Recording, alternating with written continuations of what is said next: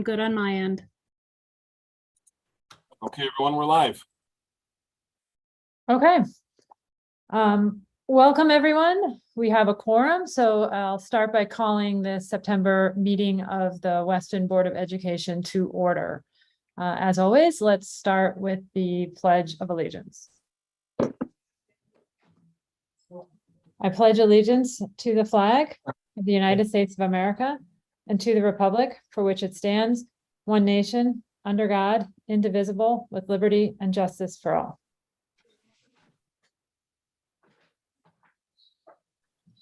Okay, we typically start our meetings with the approval of minutes, but before we do that, I just want to welcome some people to this meeting. We have joining us for her first board meeting, our new assistant superintendent, Tina Henkel. So she's here today. Welcome, Tina. We're thrilled to have you. Thank you. I'm excited to be here, Melissa. Yes, great. We can't wait to hear more from you throughout the year. We also have with us a new board member for the first time. We have Steve Ezzies with us. He's joined the board over the summer, and he'll be a great addition to the board. He has experience coming from the Weston Board of Finance, also the Westport Board of Finance, and various other public and private boards. So welcome, Steve. And just in terms of housekeeping, I am now serving as the interim chair of the Board of Education for the next few meetings until we have our regularly scheduled board officer elections in November. So I'm happy to help out until then. So let's get started with the first agenda item, which is our approval of the minutes. We have meeting minutes from our August 30th, 2022 board meeting. Can I have a motion? I believe I think there is an error in the notes. It says I was absent, but I distinctly remember being there. Okay, well, let's make that notation. And we'll make that correction. Other than that, are there any other corrections? No? Okay. Can I have a motion to approve the minutes with the amendment that David Felton was present? A motion to approve the minutes. Hold on, let me pull up my verbiage, sorry. Actually, if someone else has it in front of them, they can do it. Move that the Weston Board of Education approve the August 30th, 2022 Board of Education executive session minutes. Great, thanks, David. Can I have a second? I'll second. Great, thanks, Sharon. Any other comments? Okay, all in favor? Aye, Sharon. Hi, Bernadette. Hi, David. Hey, Peter. I abstain. I wasn't at the meeting. Got it, Steve. I'm Melissa. Anyone opposed? Okay, well, that motion passes. Let me ask for one other motion from the August 30th Board of Education special meeting. Can I have a motion for that? I've got the verbiage. I move that the Weston Board of Education approve the August 30th, 2022 Board of Education special meeting minutes. Okay, can I have a second? Aye. Great, thanks, David. All in favor? Hi, Sharon. Hi, Bernadette. Hi, David. Hi, Peter. I abstain. Okay, I'm Melissa. Great. Anyone opposed? All right, so that motion passes as well. And that concludes our approval of minutes. We'll move on to the Student Board of Education representatives. Always an exciting moment when we get to meet our new reps for the year. So Lisa, are you doing introductions? Thank you. I'm very pleased to introduce Emma McCarthy and Josh Metweiner, who are our representatives and presidents of the school. Thank you for joining us. Hi. So we just wanted to update you guys on how the first few weeks of school went. So in the first week of school, we had like our traditional like senior events. We had car decorating that went super well and everyone loved. And we ended the week with Trojan Kickoff, which is our like pep rally that we start the year with. And we played like a bunch of games. We did a student staff volleyball game where the staff won by a lot. And everyone thought the spirit was really great there. And I think the teachers really loved it. So a part of me and Emma's goal so far this year has been trying to like increase school spirit, especially in regards to attendance at sports games. And so far this fall, at least for opening week, it's been really good. We've gotten really good turnouts. Like if anyone was there at Friday Night Lights, there were loads of students there. And that's partially because Miss Ward has been helping us promote the games. You know, people have been going on a PA, and it's just been good. You know, all sports, there's been big turnouts to volleyball games, soccer games. Students just seem more interested in sports this year, which is really good for the community. So we have homecoming coming up in October, and we're hoping to kind of go a little bit more district-wide with it. And we've been talking to the PTO about maybe expanding to do a spirit week at every school so that like the whole district gets involved with the spirit, and also maybe like increase the attendance at the Friday football game. Also in regards to homecoming, we've been trying to emphasize, you know, the football game's always big. Homecoming football game is like, you know, across the nation or whatever, but we're trying to just also get more sports included, because I feel like a lot of students in the past feel like if you're not playing boys soccer or football, no one really shows up. So we're trying to change that culture and get people more interested in sports, you know, regardless of gender, regardless of sport, you know, people just showing up. And then, you know, I mean, Emma just said it, but this is the first homecoming we've done in over 10 years. So people are excited. It's something new. And you know, we're really hoping that it goes well.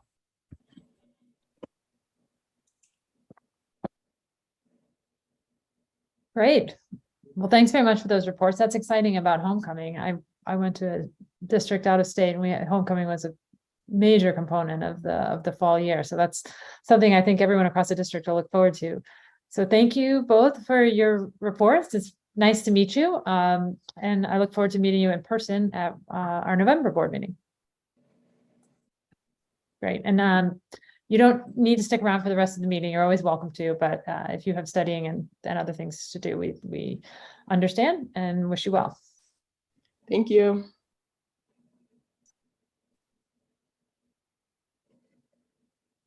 Okay.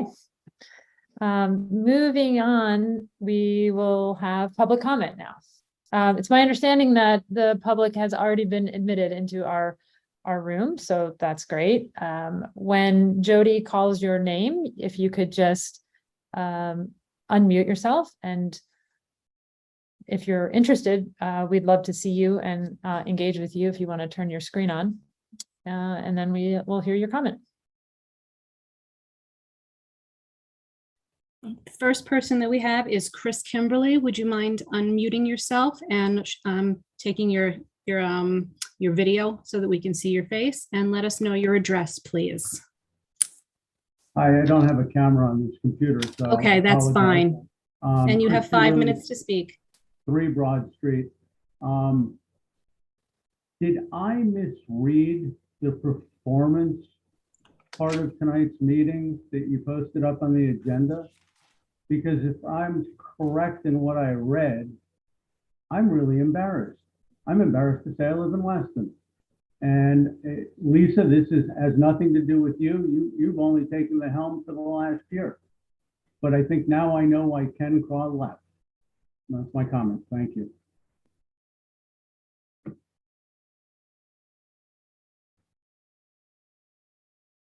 Okay, thank you for your comment.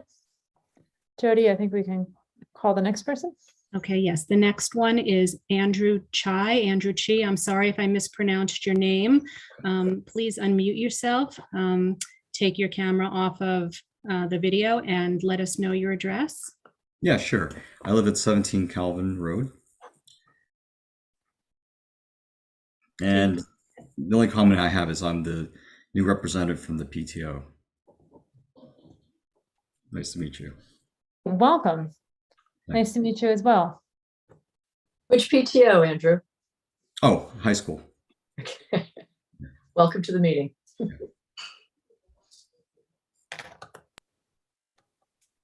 Okay, Jody, I think we can call The next individual I have is Martin Mohabir. Mr. Mohabir, can you show your video and take yourself off mute, and please identify yourself by your street address? 10 Hyde Ridge Road. Simply here just to listen and not to comment. Welcome to everyone. Great. Thanks, Martin. Nice to have you. I'm beginning to think that maybe when we admitted everybody in, we admitted also the people that are just observing. I'm not sure if there's a way to distinguish that at this point. So when we call your name, if you don't want to make a comment, my apologies, and just state that and we'll move on to the next person. And I had one last person, that was Lindsay Bennett. Lindsay, are you still on the Zoom call? If you are, you can unmute yourself and please speak and let us know your address.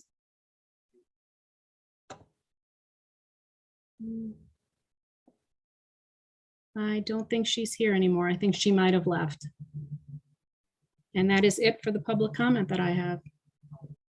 Okay, I'm just going to take a moment just to scroll across the top and make sure we didn't miss anybody.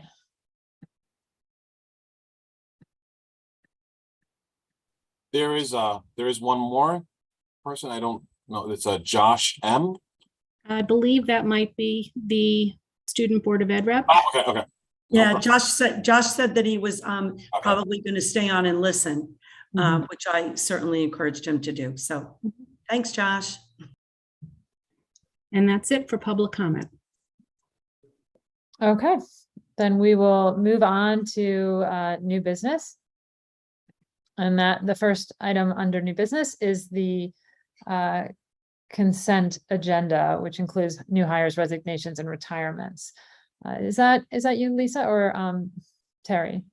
I am going to turn it over to our Director of Human Resources, Terry, so that she can kind of give us a summary of it, because usually at the first meeting of the year, it's rather long.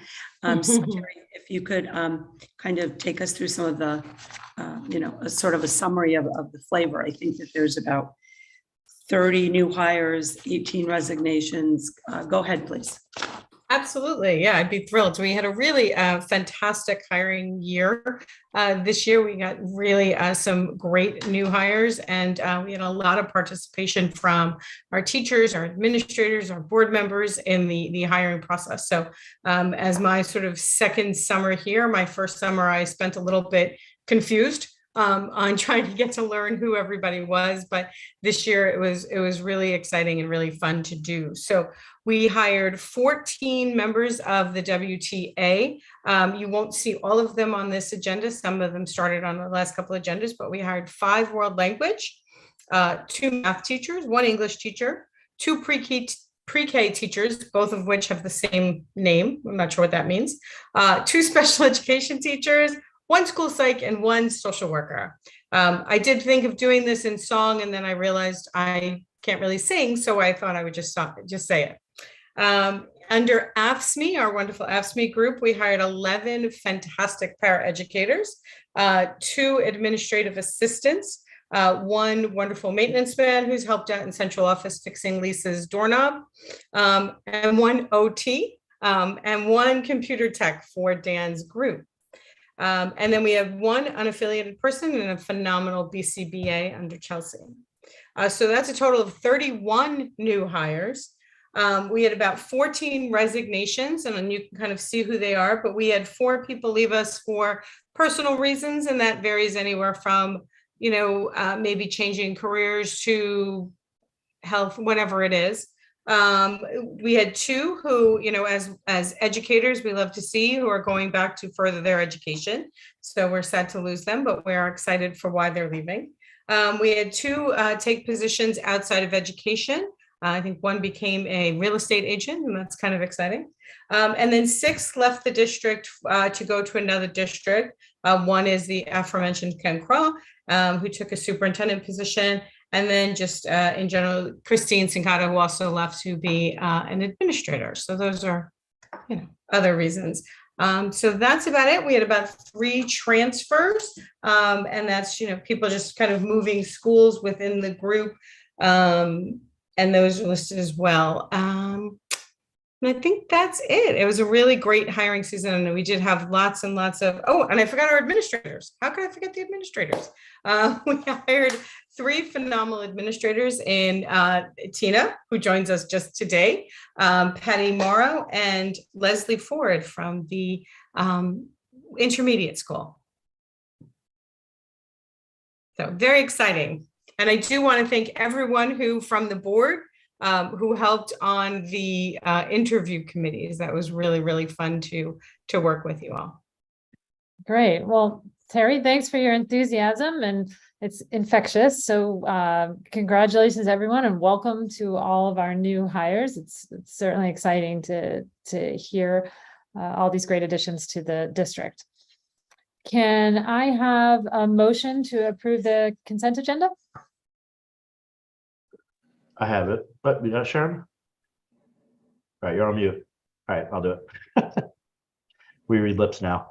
Move that the Weston Board of Education accept the consent agenda as presented. Great. Can I have a second? Second. Okay, thank you, Steve. Any comment? All Good right. job, Terry. Good job. That was a lot. Exactly.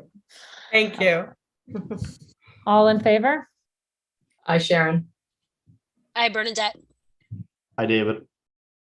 Hi, Peter. Hi, Steve. And I'm Melissa. Anyone opposed? All right, well, the motion passes. Moving on to the next item, which is the standardized assessment scores for math and reading 2021 through 2022. Thank you, Melissa. Tonight, we are going to report out on our math reading goals and the student performance for the 21-22 school year. Some of you may be aware that we get the results in late spring, and then in summer they are embargoed, and then they are not embargoed and we can share them. But I did think it was important before we just shared them with the public to actually have a formal presentation, because to have us analyze and synthesize the information and present it in a clear way. And later this week, we will be mailing out the individual SBA scores as well as the NGSS. Next slide, please. So this is the cycle of improvement. And, we need to continuously focus on improving students' academic performance so that they are well prepared as they go along through their journey through the Weston Public Schools, especially in the transition years of going from school to school, and then finally when they leave us under the umbrella of that portrait of a graduate, that they have the requisite skills to thrive in society once they graduate. Tonight, what we are both basically looking at are the blue and the orange, the red and the orange arrows, excuse me. How well are we doing, and how do we compare with similar schools? And that will be explained in this presentation. The yellow, green, and blue will be for October.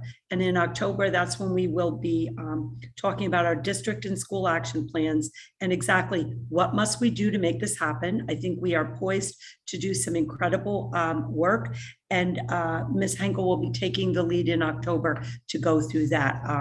We wanted to give her a little bit of time to join us as of today, and to really, we value her level of expertise and looking at this and helping us with that direction.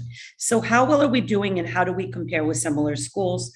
I'm going to take you through the NWEA. I'm going to take you through the SBA, the 2 tests. Then we're going to look at comparing the SBA, the Summative Assessment, with the other districts. We're going to look a little bit by grade level with the other districts, as well as sort of a snapshot over time. And as I said, these will be revisited in a more comprehensive way as they connect to the improvement plans next month. Next slide, please.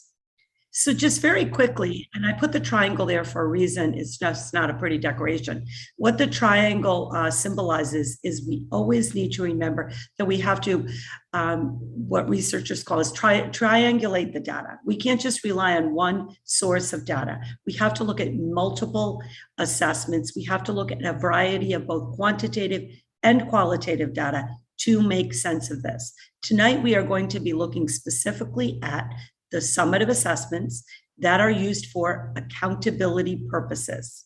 And they're given on an annual basis. That's the Smarter Balance, or the SBA. It's a standardized assessment of Connecticut core standards in literacy and math. Okay, we use it to see how Weston is performing, and also how is Weston performing. Frankly, I don't care as much about performance with the state, but with our DIRG, our neighboring school districts, is what we are really focusing on in our DIRG A. As well as we will be looking at the NWEA assessments, which are a little bit different. They fall under more of a benchmark assessment. They're given in greater frequency. We do it in fall at the beginning, we do it in winter, and then we do it in spring. And this year we tested everyone, all grade levels and all students. Prior to that, in the winter, for example, we had tested students that may be on an intervention plan, or we were monitoring their performance. This year, coming out of COVID, we felt it was important to test across and sort of get a baseline of how we are doing. And what is the story behind the numbers? You know, the numbers say one thing, but what's the story behind those numbers? One of the things that is the strength of this district, it's a small district. And when we look at the percentages and we look at the numbers of students, we really owe it to our students and families to hone in on that performance and how we can improve it, looking very closely, really getting into the weeds with those numbers. And then finally, the other framework we use is formative assessments all the time at the classroom level. Day-to-day things that really inform daily instruction. Pre-assessments, just short little assessments, exit slips, observations, all of that is very important. But tonight I'm focusing on first the NWEA, with the measure of academic progress, and then the SBA. Next slide, please. So at the beginning of last summer, when I came on board to begin my tenure as superintendent, these were this was the goal, the broad goal, and then these were the performance targets that we were going for, if you will. It is so critical that every student in this district deepens his or her conceptual understanding of mathematical concepts so that they can develop the requisite problem-solving skills. Very, very important. And we put certain things in place this year to assist with that. So our target was a 75% of our students grade 3 through 8 on the SBAC, the summative, and then a minimum of 75 also in grades 1 to 8 to be above the 61st percentile in the NWEA. And finally, we really wanted to monitor our freshman Algebra 1 students, because what we saw in the data when I came on board last July was that, we were very concerned. I was very concerned about those students to make sure that we are following them, we are monitoring them, and we are making sure that they are taking advantage of every opportunity to really strengthen their mathematical skills. Next slide, please. District reading, again, was that every student be able to read at grade level or higher by 3rd grade, and that they continue to develop their reading abilities in grades 4 through 12. Using reading it is the tool to understand content across instructional areas.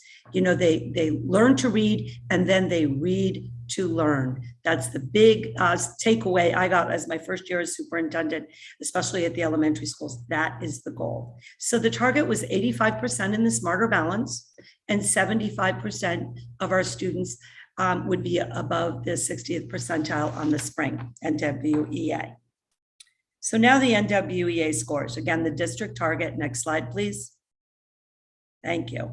The district target was 75. And, there are a lot of numbers here. okay? And the district target was 75. You may see that if you look at the goal column in the pink, we set a few of the grade levels a little bit harder. We wanted to be a bit ambitious. We wanted to really push and work for that. I think one of the big takeaways is that it's important to look at this data kind of in groups of the school. So if you look at grade 1 and grade 2, what is really important is that by grade 2, they are poised to make that transition to middle school in a very good place. And, you know, I'm pleased that they, in grade 2, there was an 84 percentile of the spring progress. One of the other takeaways, because, you know, there are low numbers. I look at the winter progress and I see some low numbers that are concerning. One of the takeaways, however, that we have to keep in mind is that in the winter, especially in math, if the students have not done that particular content at this standardized test, their scores are going to be a bit lower because they haven't had the content. I remember very clearly a first grade teacher saying, Lisa, I am so upset. You know, my kids did not score well in the winter. I didn't get to that content yet. It's right around the corner. So we have to keep that in mind. And at the same time, there are still, there's still information here that's important. Transition years are a concern. You know, when you look at grade 5, 72, and then grade 6, okay, 68, we don't want to lose ground here. You look at, especially in math, this is concerning when you look at math and you break it out. That 49 on the grade 8 math on the NWEA is glaring. Those are the students that are the pre-algebra students. That is not acceptable. We must work very diligently to correct that. Our students deserve better. And there's a lot of reasons why. We're going to pull it all apart, figure it out, and continue to move forward making an appropriate plan. Next slide. And then this is, we tracked the grade 9 students. And for the first time, we did the grade 9 NWEA in the algebra class, and then in the accelerated algebra and geometry. We also included the midterm and final exams in both groups. What this story tells me is that we have to focus on the 8th to 9th grade transition, especially in algebra. I think the numbers speak to it, speak for themselves. Next slide. Now we'll look at the NWEA scores in reading. And when we look at reading, the district target is 75. You will notice that we were a bit ambitious with a couple of the cohorts, perhaps a little bit too ambitious. Grade 4, for example, we thought maybe we'll try for 85. However, we succeeded in 75. If you look at grades 2, 3, 4, and 5, those grades met the district target. 6, 7, 8 needs work, especially 6th grade. And Mr. Doak and all the principals will be talking at the end, some takeaways from their schools about how we are working to address that. But very clearly to have that dip there, especially in 6th grade, is concerning. Next slide. This is our Fountas and Pinnell. This is not in any use for our goal setting. However, it's an important measure of students' academic progress. And quite frankly, I'm pleased at the scores in the spring. I would expect those scores to be like that. This is Weston. We pay a lot of attention to reading. Reading is so critical to our students, and this is where the classroom teachers actually do these assessments in the classroom, and they rate the students' reading level. So it's important to continue to do this. Again, it's another one of those measures so we can triangulate the data. Next slide, please. And then finally, again, we did the NWEA in reading and language arts for grade 9. We had never done that before. And it was sort of an average performance. The midterm and the final were a bit higher. One thing I want to point out here is it's kind of like comparing apples and oranges, because NWEA is reading. However, our midterms and finals in grade 9 language arts include both. You have to read, analyze, and synthesize text and then write about it. And Ms. Ward will speak to that when she talks about the high school, that what other data points should we be looking at? And we have other ones at the high school that we can continue to look at to make sure that our students are performing well. Next slide. Thank you. Now we're going to look at the Smarter Balance Assessment. This is the summative assessment, the accountability assessment in the spring. And I'm going to take you through the district grade level targets and student performance. Then I am going to look at the district performance compared to DIRG A. And then I am going to look at it by grade level, which is another sort of interesting piece to the story. And then finally, we are going to look at the DIRG A grade level performance pre-COVID and post-COVID. Next slide. So this is the math SBA, and the district target was 75%. And if you look there at the intermediate school, and I know Ms. Falber is very proud that the intermediate school students met the district target of 75%.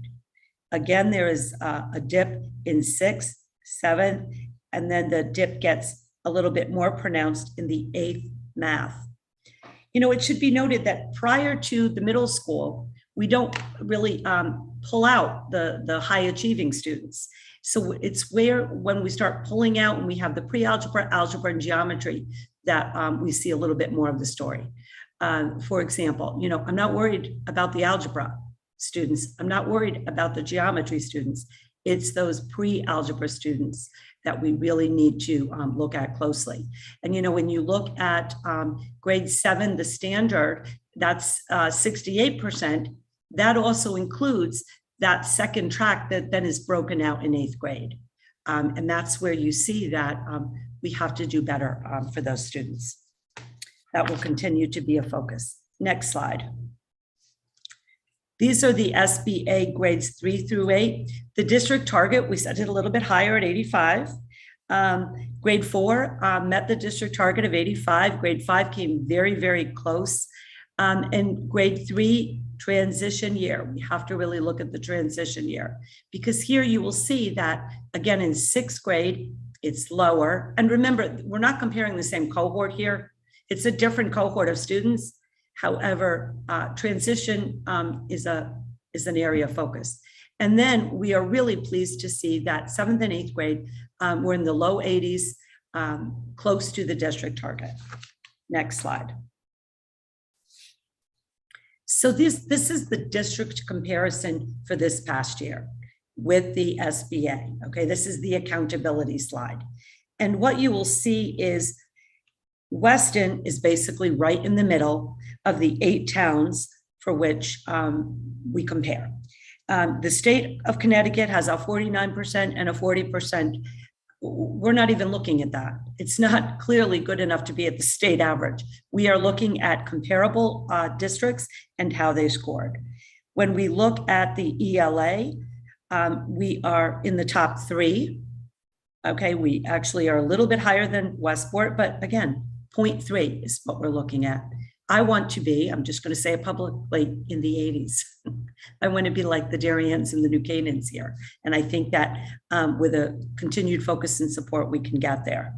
And then you look at the math. In math, we're right in the middle, right smack in the middle, 74.4%. Same with Wilton, 74.4%. Next slide. Now, when we look at the grades, district comparison by grade in 21-22, so we look at 3rd through 8th grade, and then we look at the overall, which was that previous slide. There's a couple things here I want to mention. Every student in these grades takes the assessment. Now, there is an alternate assessment that is used for special needs students that have significant needs. However, for our population in our district, that was 7 students, 7 students. So almost everyone takes this exam. If you look at this, my biggest takeaway is that 8th graders across not only the DIRG, but the state performed lower in math than the overall average. I mean, look at that 8th grade column. I see it and it's kind of glaring. You know, even at the state of Connecticut, it's at 34.3. Weston was 70.3 compared to, you know, Easton and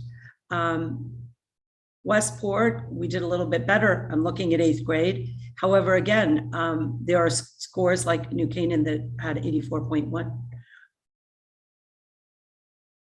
Generally, in this slide in math, you see that 3 through 5 performed better than grades 6 through 8 across the DIRG, the middle school years, that transition 6, 7, and then 8. Next slide, please. On this slide, it talks about the reading, ELA, right, language arts.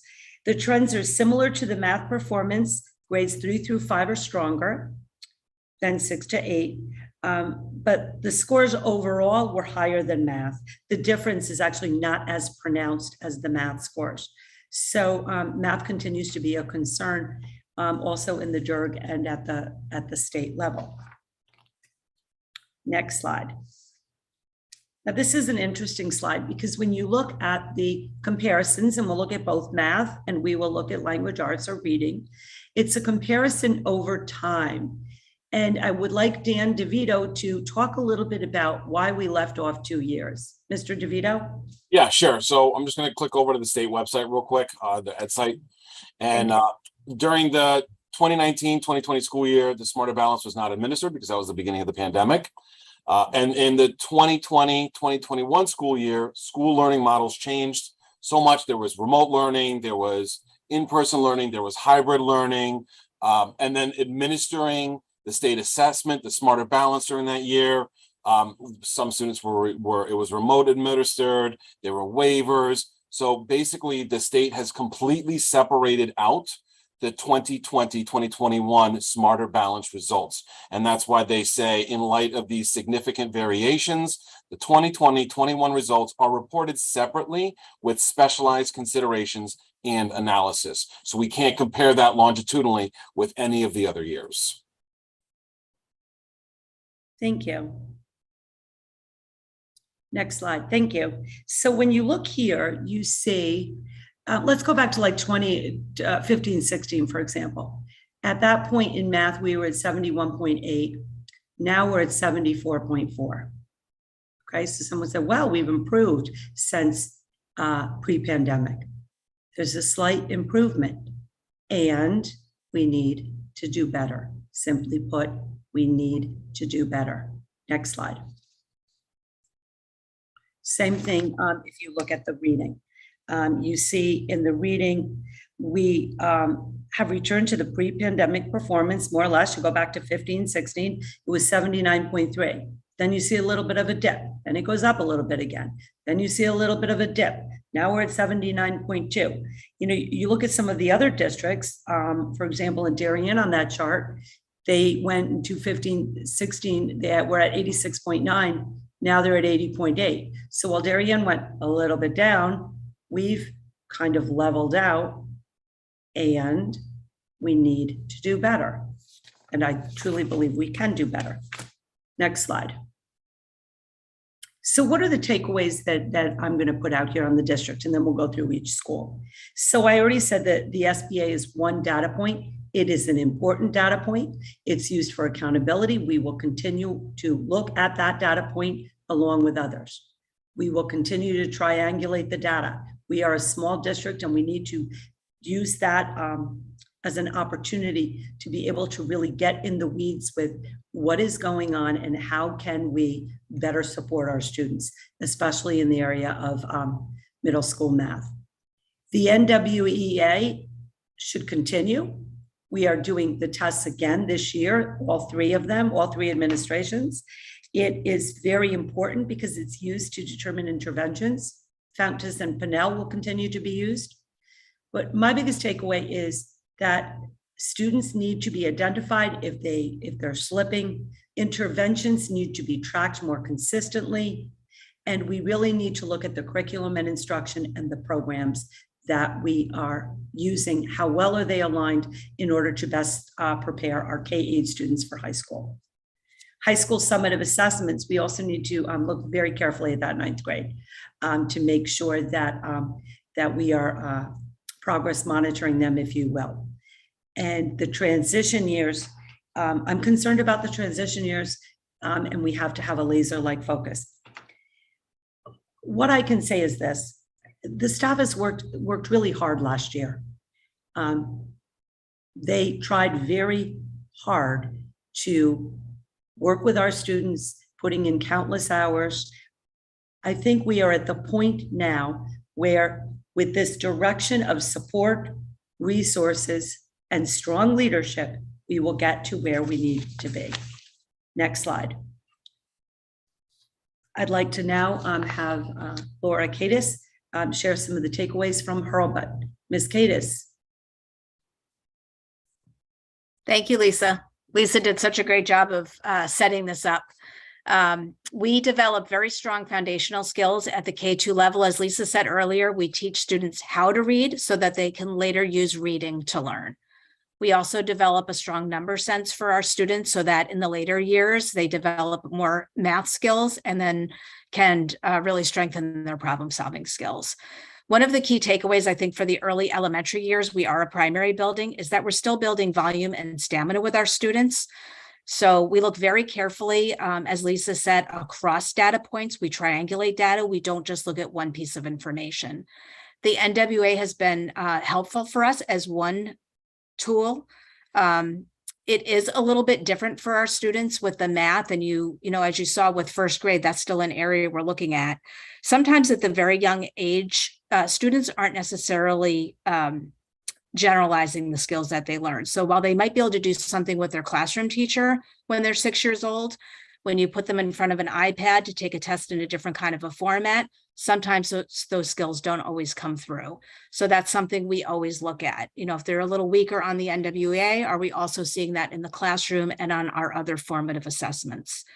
We do look at our building as a cumulative program. So by the end of 2nd grade, as Lisa mentioned, with our strong scores, we want to make sure our students are prepared to move to the intermediate school to continue their success. We work very closely with the intermediate school. We think of ourselves as a K-5 program, even though we're in 2 separate buildings, but we are very coordinated and constantly in communication. We also look, one of the key takeaways is continuous growth for our students. And if our students are not making growth and progress, we look across those data points and we put plans in place for them. I think it's really one of the highlights of Weston is that we really do know our students, and we work very specifically and carefully with each one of them to make sure that they can learn the best that they can. I'll pass it on now to Patty Falber to talk about the intermediate school. Great. Thank you. Thank you, Laura. So I really want to begin by saying how proud we are of all the hard work that the students and the teachers did last year in both reading and in math. I mean, the news at the beginning of the year last year was nationally how the pandemic brought historic, declines in students' reading and math abilities, and especially in math. And so it was really where we focused a lot on was the math, because we knew that math really took a hit during the pandemic, the way that students learn in math and not being able to be in a classroom and having all the hands-on manipulatives and things. So that was a laser focus for us. And so we're really proud of the scores and the work that they did, and the growth, I think, that the students made, probably more so of anything. As you saw on the SBA scores, all 3 of our grades met or exceeded the district goal of 75% in math. And we are especially pleased with our scores in 5th grade, because they are tied with Darien basically by like a small percentage of points to be not only first in the DIRG, but first in the state. So they really did remarkably well. In looking at our data on both sets of assessments, both the NWA and the SBAC, the NWA shows that our students have grown in their math skills. The average score on the NWA is in between the 75th and the 80th percentile, which is close to that high average, high score. However, we are seeing that we need to continue to help our students have, deepen their mathematical thinking, have those learning conversations with each other, learn to persevere, and to become better, more confident problem solvers. So that's going to be our increased focus for this year. In reading, we are quite pleased with our students' progress as well. In grades 4 and 5, as Lisa mentioned, our students were above that 80th percentile on the SBA, and we are going to really be focusing on the transition to grade 3 as a focus. It's a very different assessment for our students, and so we don't want to be teaching to a test, but we do have to give them the skills in order for them to show what they know how to do. This year, we really felt it was important, and we've talked about it for a while, but it was important to ensure that consistency from K to 2. So we began to implement Foundations, which is an explicit program to support our students in key literacy aspects such as phonemic awareness and phonics and spelling and vocabulary. So we think that that will be a good bridge from Hurlbut to us. Our F&P scores, the Fonis and Pinnell scores, show that most of our students met or exceeded their grade level benchmarks, and we are looking at data all the time. So if our students are not quite there yet or they're missing something, we are working together to provide them with the programs or the resources to help them reach those benchmarks. Our staff is consistently looking at data, both formal and informal, and really using that data. We're drilling down to look at not only the grade level, but the classes and the individual students, and really helping teachers to differentiate their instruction and to meet the needs of their classroom. So we know that there's still more work to do. As Lisa said, we're continually striving to improve, and we will continue to do that this year because we want our students to leave our school and be confident readers and writers. So I'm going to turn it over to Dan. Thank you very much, Patty. And I think you and Laura and Lisa really have set the stage. And so much of what I would say would be repetitive, but there's a little different twist at the middle school. Our scores are lower than our expectations. As we've just seen from the presentation, in math, while almost 70% of the students met the goal in 6th grade specifically, I also looked at it as in the context of the historical challenge that we've had in that 6th grade math performance. We have been noticing since pre-COVID days that our math performance on the SBA was in the mid-50s. And Janine Russo and our math department, in conjunction with our special ed teachers and our math intervention specialists, have really worked. There has been a lot of work that has been done, both in the department with, the book study, Thinking Classrooms, having John Antonetti come last year and do the walkthroughs, gathering the data. What is the instruction looking like, and how can we improve the student experience in the middle school math curriculum? We've been working hard. We are seeing some results. It's not where we want to be. It's encouraging, but as I say, there's still a lot of work to be done. Our staff has looked at common areas of weakness across all 3 grades. They've used those areas in mathematics that they've identified, such as probability and statistics, as well as geometry, in our grade level math curriculum.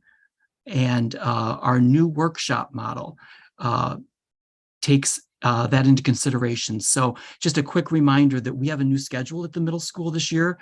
Our class periods are longer. We went from 42-minute periods to 49-minute periods to allow for more depth of exploration in the curriculum. And in addition to that, students who are not receiving intervention services also have each quarter a different workshop course with their core academic teachers.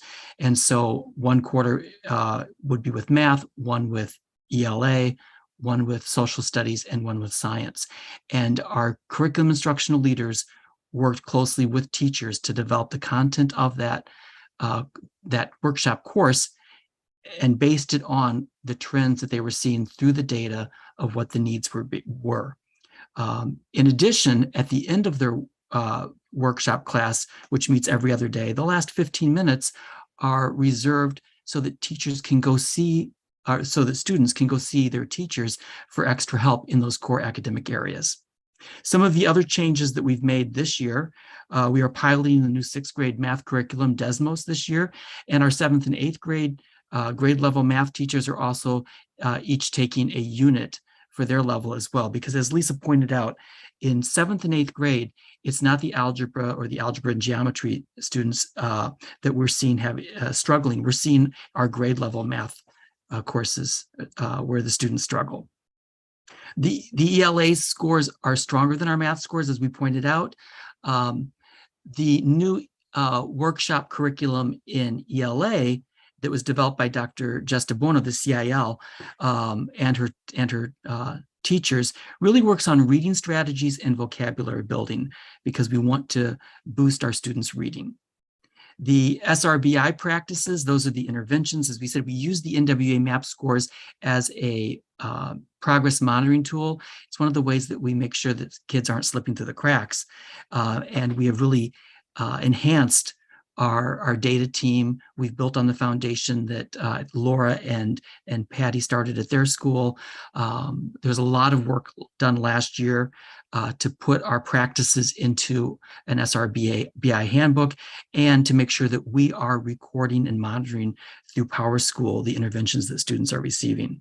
So the SRBI practices, that's the scientifically research-based intervention practices, have been enhanced and codified to ensure that students in need of intervention are identified early and that they are provided with the appropriate instruction.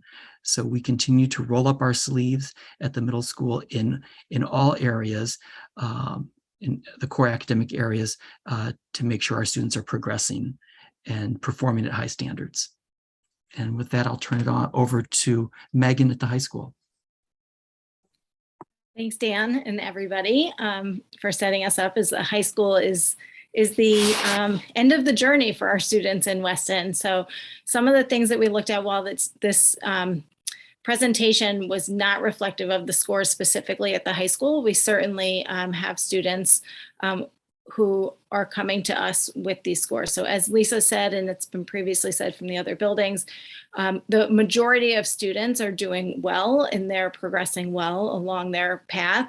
And what we're really doing at the high school is honing in on certain cohorts of students to support them. So one of the takeaways is those previous assessments really inform our instruction and where we're meeting students at the high school. The other thing that we've identified, and we'll get to more of this in the October meeting, is our areas of focus this year are really on our tier 1 interventions. And that, harkens back to what Dan said about the scientifically research-based interventions and looking at kind of the toolbox that teachers have in the classroom to meet students where they are. We're also going to focus on authentic task design. The math department has been working with a text about building thinking classrooms at the high school. I was super excited. It's by Peter Lillijal. I was super excited because I found this book last year, and I was really excited that Janine was working with the math teachers on building some of these practices so that our students really become critical thinkers in the area of math and using various task design elements to create that critical thinking atmosphere. We have to continue at the high school to evaluate our common school-based assessments. And what we mean by that are, how do our rubrics, how do our midterms, how do our finals align with the other assessments that we're giving at the high school? And we really want to make sure that we're crosswalking the assessments that we're given to make sure that our curriculum kind of matches, what we're assessing. To Lisa's point, if we're assessing something and maybe we haven't gotten there, are there things that we can adjust to ensure that students are learning on an appropriate continuum? We are not discussing PSAT and SAT data. There is good news at the high school regarding our PSAT and SAT data, which I'm looking forward to discussing and sharing. We're doing quite well.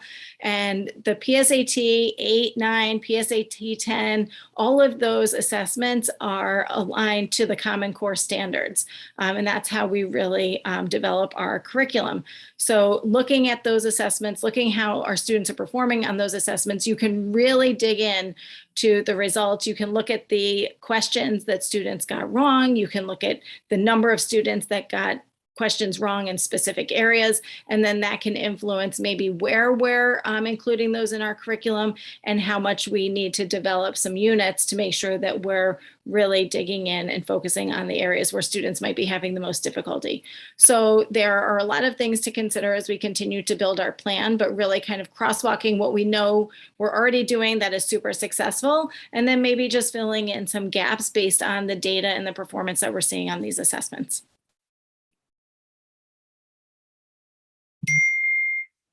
Next slide, please. So here we are back to our cycle of improvement. And you look at what more should we aim to achieve this year? What must we do to make it happen? And taking action and reviewing progress. The yellow and green is what we are going to be talking about next month in October. In November, just a preview, it will be the college statistical report, and Megan will speak about the scores with the AP, the SAT, and all that at that time with Ms. Starzik. And then the blue, taking action and reviewing progress, that's our commitment to the Board of Ed and the public to share out how we are doing on our action steps in the winter and then again in the spring. I would like to give Tina Henkel, our new assistant superintendent, an opportunity to just share a couple of thoughts. Tina has really tried to hit the ground running, looking at drafts of action plans, studying scores. Today, she was at an important tri-state meeting with Mr. Doak and Ms. Caddis. So Ms. Henkel, I'll let you have the final word. Oh, Lisa, that's going to be hard. One word? I don't know about that. Final How much words. time do I have less? Final words. Yeah.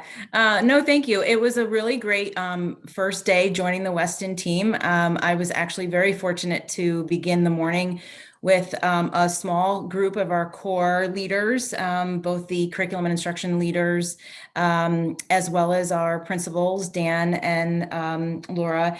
And the Tri-State Consortium Partnership, I'm really excited for our visit.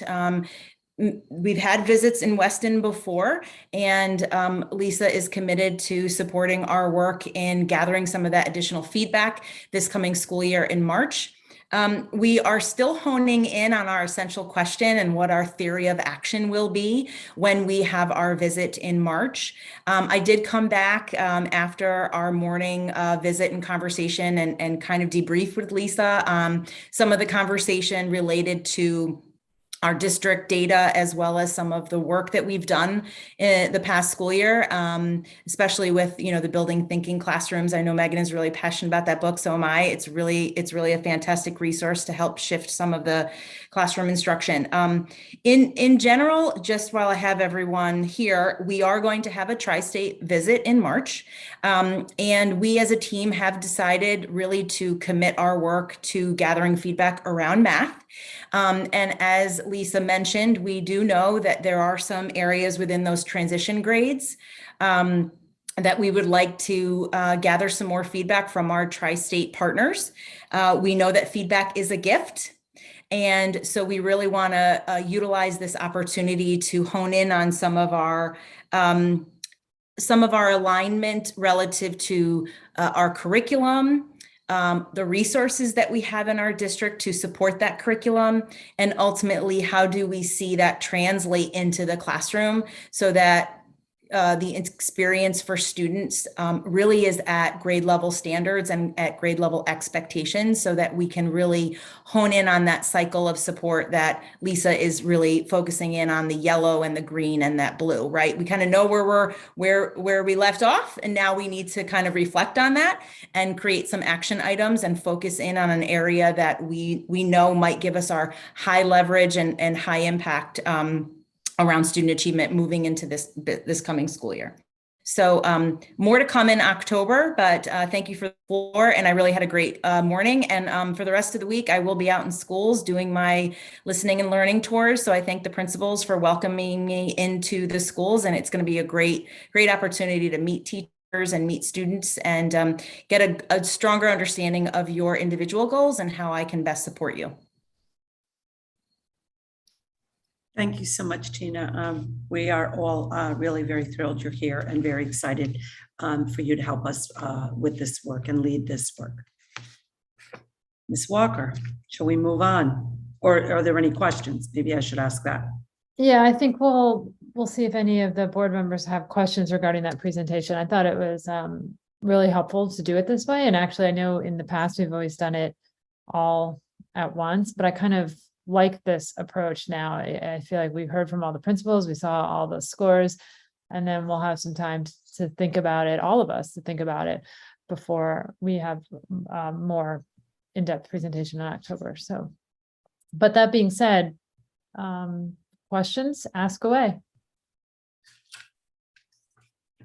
Hi, it's Bernie. I have a quick question for you. We looked at obviously the importance of the SBA scores, the NWA scores, and what our goals are going to be around that. I know you spoke a lot about triangulating data and some of the other things we collected and looked at. Do the scores that we see on these tests reflect kind of all of the other data that we have collected? Were the scores what we expected them to be? Were they a surprise in any way? I guess I would say, Bernie, and principals feel to jump in. I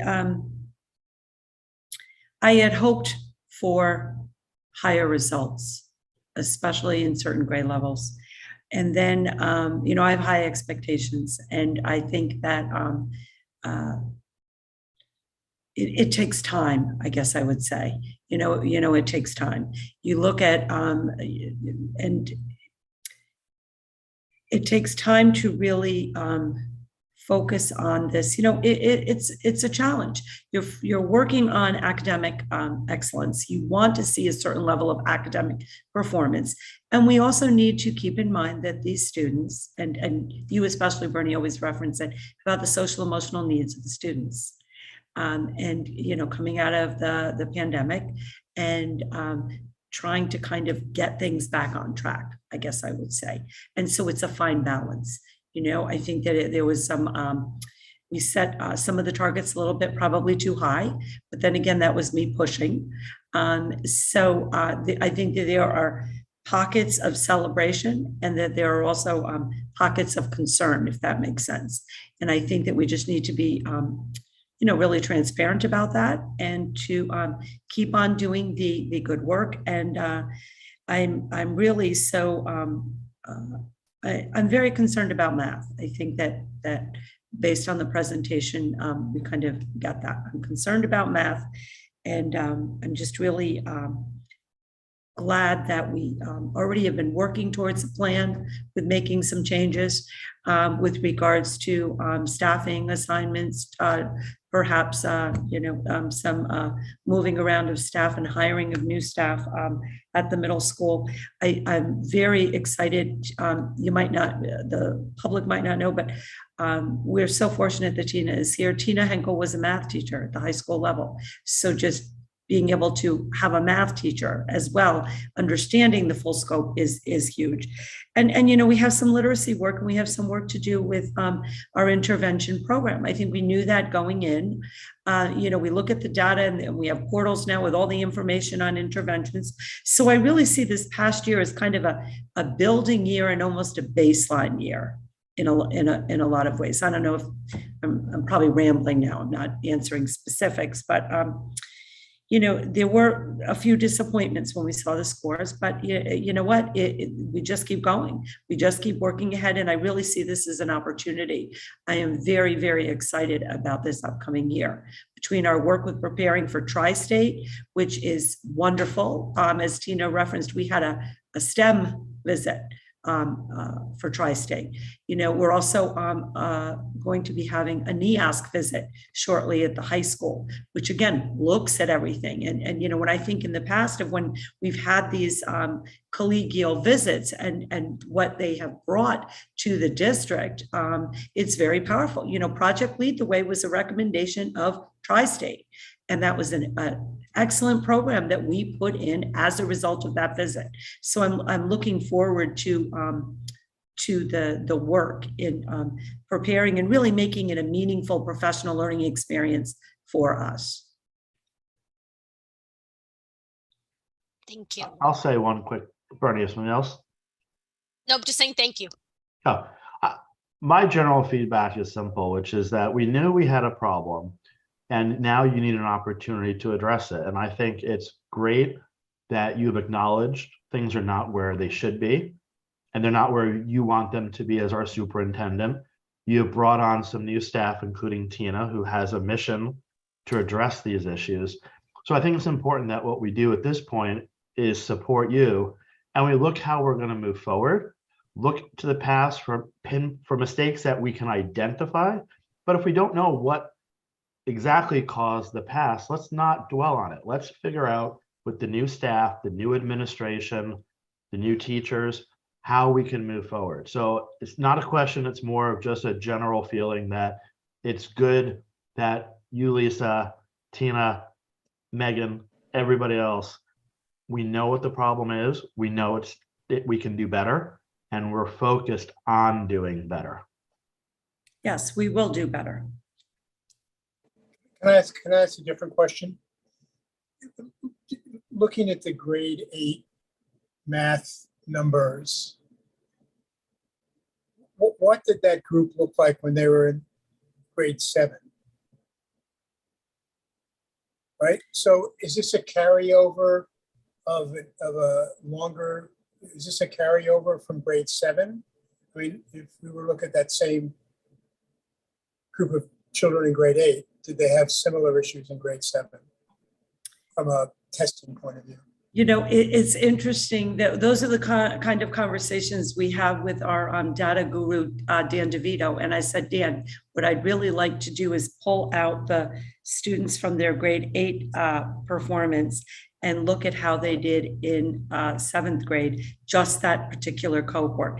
Because what I think, you know, my take on it is, and I think I spoke during the presentation, you know, you look at the SBA in 7th grade and it's at 68, but the grade, that 68 represents 2 of the levels. It represents the middle level and then the lower level. It's the standard level where, you know, when we say like the standard lower level, 95% of the country is in that level. And my prediction, because we haven't pulled all of that out, is that's about how they were performing in 7th. And, you know, it was the rest of them are bringing the average up, and that's just not good enough. Like, we have to get at the root cause of the issue. Looking at the curriculum and instruction, the resources, the alignment with the standards to be able to address that. Can I just add one thing, Lisa? I know I'm new and I probably shouldn't say anything. Go ahead. But the current 8th grade group, if you recall, the last time they took a Smarter Balanced assessment in normal time was 5th grade. So when you really think back of that transition also, because one of the transition grade from 5th to 6th grade has always been difficult in math, because the increase in expectation of standards increases significantly. The standards actually change from 3 to 5 when they get to 6th grade, from 6 to 8. So not only is that expectation and the increase of standards from 5th to 6th grade is significant. The last time that cohort, Steve, took that assessment was in 5th grade. No, that's very telling. You forget. Yeah, well, it's telling in a lot of different layers too, because in my previous experience, the social emotional learning for students was also very impactful this school year with the 8th grade group specifically, because it was almost like the normal school year the last time they had a normal school year was in 5th grade. And so there was a lot of different pieces of this puzzle around student achievement across the country, specifically in the state of Connecticut, and specifically in math, because as Patty mentioned, she's absolutely right that math took a really big hit around implementation of instruction, because it was very difficult to teach mathematics in a virtual world. We weren't ready for it, and we were really propelled into it at that time. And so Lisa mentioned like this year almost being a baseline. She's absolutely right. It almost is a baseline around what David said about understanding where we're at, identifying adult actions to move forward, and then how do we meet those goals and expectations. Thank you, Tina. That was great. Yeah. Tina, that's really enlightening what you shared with us, and I appreciate that. And Lisa, to your point, I think that this has to be a baseline, clearly, moving up from here. But the one thing that maybe my memory's a little foggy, but prior to my time on the board, when I was actually in attendance of the board meetings, I correct me if I'm wrong, but I think that the 9th grade math has the group of kids who are in 9th grade now, that they've always challenged with their test results in math. I could be mistaken, and it's definitely worth going back and taking a look at the performance in the past. But if I recall correctly, I remember sitting in a board meeting and thinking, because I have a son who's in that grade, like what's going on with that grade in particular? So I don't know if there's a bubble, if we can fix it, with that grade in particular, but that grade, the red flag continues to go up with that grade from my memory. So maybe it's a couple of different approaches that you're going to have to take. Maybe it's, not just a systematic approach, but also a very specific approach with a group of kids. That's just my thought. It's not a question, but just a thought to take into consideration when you're putting together your plan moving forward. Well, and I would add that we're very fortunate at the high school to have math lab now, where students can get targeted support, extra help, if you will. And I know that those high school teachers that have these children in algebra are really focused on making sure that they have the skills, right, Megan? Yeah, and I think that Sharon, that speaks to crosswalking what we're doing with the curriculum, the curriculum versus the assessments and then the instruction, right? So when we assess students when they come into the high school, we're going to have the students take the NWEA in 9th grade, a few times, but we really want to make sure where are they, what's their baseline, and then we really want to go back to the standards and ensure that our curriculum documents really pair up with those standards. So when we go to do those assessments, we're preparing kids appropriately, and that we have that high standard of curriculum and instruction in the classroom. So it's all a match. And that crosswalk piece is, I think, really, really important as we analyze what's going on and plan for the future. Agreed. Great.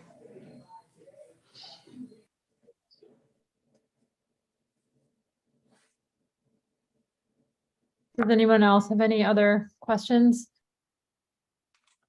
I just had one. We've spent a lot of time talking and thinking about data analytics, and I could see those themes throughout all of these presentations. And I think that's, a critical piece to understanding, where we need to expend resources and how we need to best help students, and it just keeps coming back to some of those middle school years. And I'm just wondering if, in any of the data analytic pieces, if we've had, just frank conversations with the kids. I mean, have we asked them, how they feel about math in middle school, how they feel about raising their hand in class, how they feel about the confidence about asking a teacher questions if they have any, how they feel about their peers looking at them while they're, taking tests, or, some of these social pressures.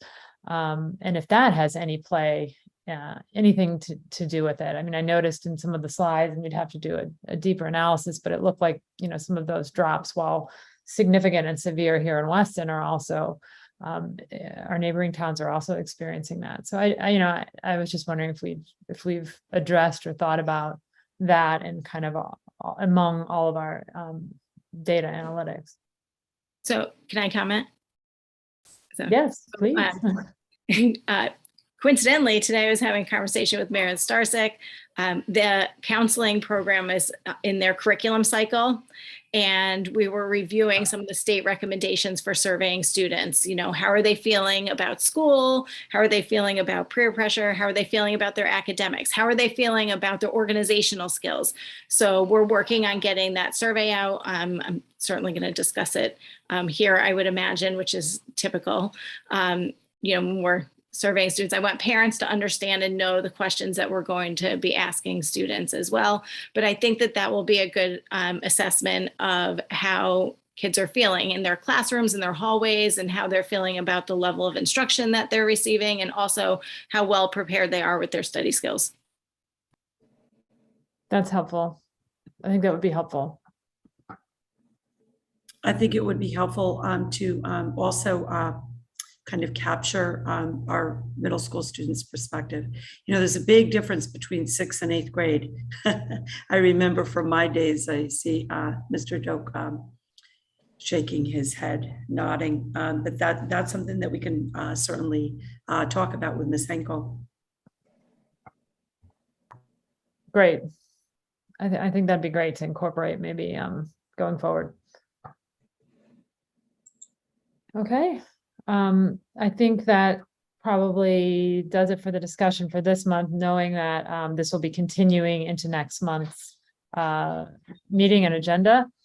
And with that in mind, I encourage any member of the public listening or attending this meeting to absorb and think about these issues and reach out to your Board of Education members if you have any thoughts, so that we can address them at next month's meeting, or also to please participate in public comment at the next month's meeting.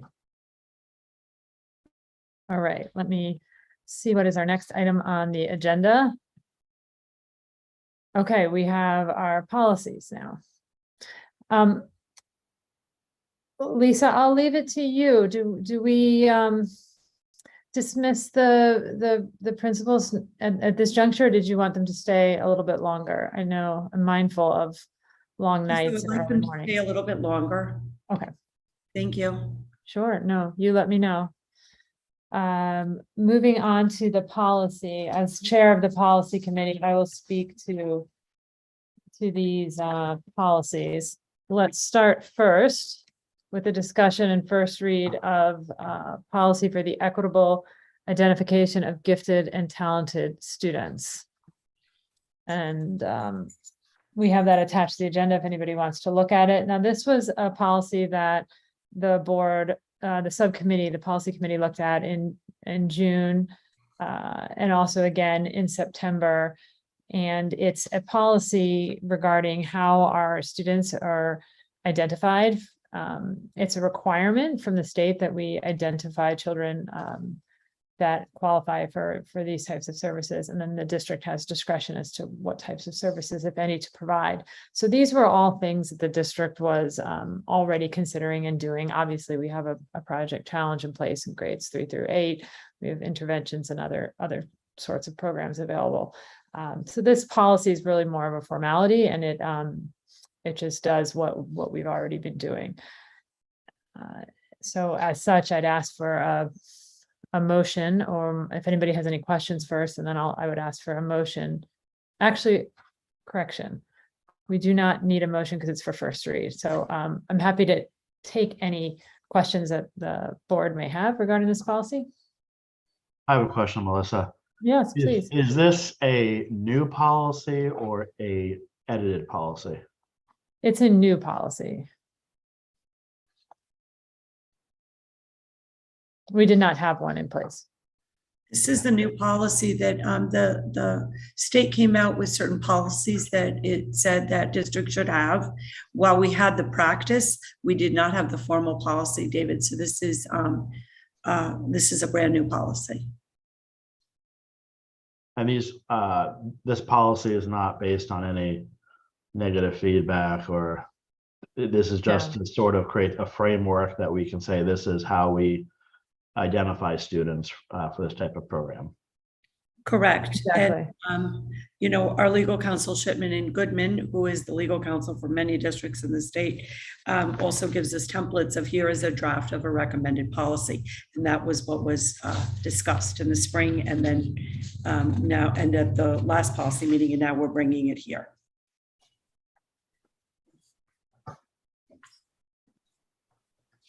And being this is a first read, you know, it'll be up for discussion again next month, and we vote on it next month. So, you know, we'll also have an opportunity for questions and comments from board members and from the public at our next monthly meeting, but we would be voting on it then and hopefully passing it at that point. Oh, and I did have one more question. So the last item on the policy talked about 10%. I just want to pull it up because I saw the number earlier. The district may identify up to 10% of the total student population for the district as gifted and talented. Two questions. At what grade level does gifted and talented begin? Well, you know, here in Weston, we do the testing, I think, in grade 2 for identification starting in grade 3. Yes, Ms. Falber, can you speak a little bit to that, and Ms. Gaddis, please? Yes, you're correct, Melissa. In second grade, at the end of second grade, we do the LSAT and the Naglieri testing, which is part of what we look at for students to identify them. And then in third grade, we actually start servicing students who have been identified in special ed. I mean, in Project Challenge. All right. And the reason I asked that question is because with only 10%, do I presume that if you have interest or you have students that would be beyond 10%, what is the criteria at that point to decide we're at 12%, we're limited to 10? How do you address that? We do not look at keeping to a certain percentage. So we could have a year that we have more students than another year. We really are looking at the data that qualifies them to be part of the program. So it's not a certain number that we're looking at or a percentage. Okay. So then what does it mean? The district may identify up to 10% of the total student population for the district as gifted and talented. Purpose of that part of the policy is that we're keeping this population, we're ensuring that this population is our highest performing students. So what they're saying is we should be looking at our overall district number and not exceeding 10% of that number and identifying students gifted and talented. We wouldn't want, for example, half of our district to be identified as gifted and talented because we are saying that this subset of the population has a unique set of talents and skills. That's what the percentage is for. Thanks, Tracy. Whenever we look at identifying students, I always think about the equity lens in which we're doing that. Is the equity piece ensuring that we are identifying students correctly part of the policy, or would that be part of the policy enforcement?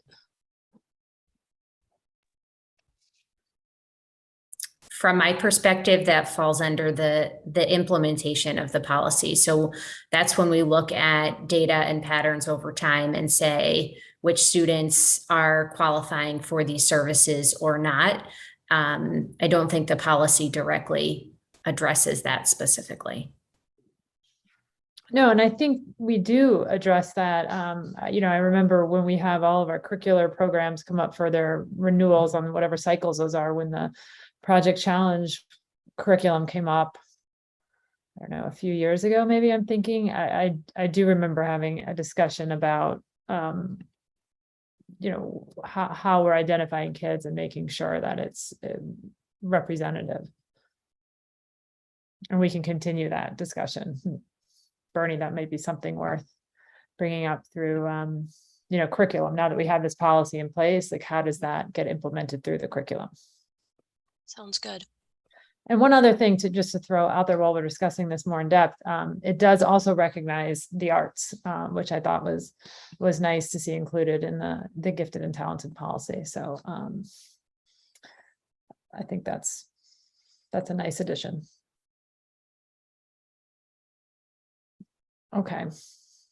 Well, let's move on to the other policy that's up for also a first read, and that is also attached in the agenda booklet.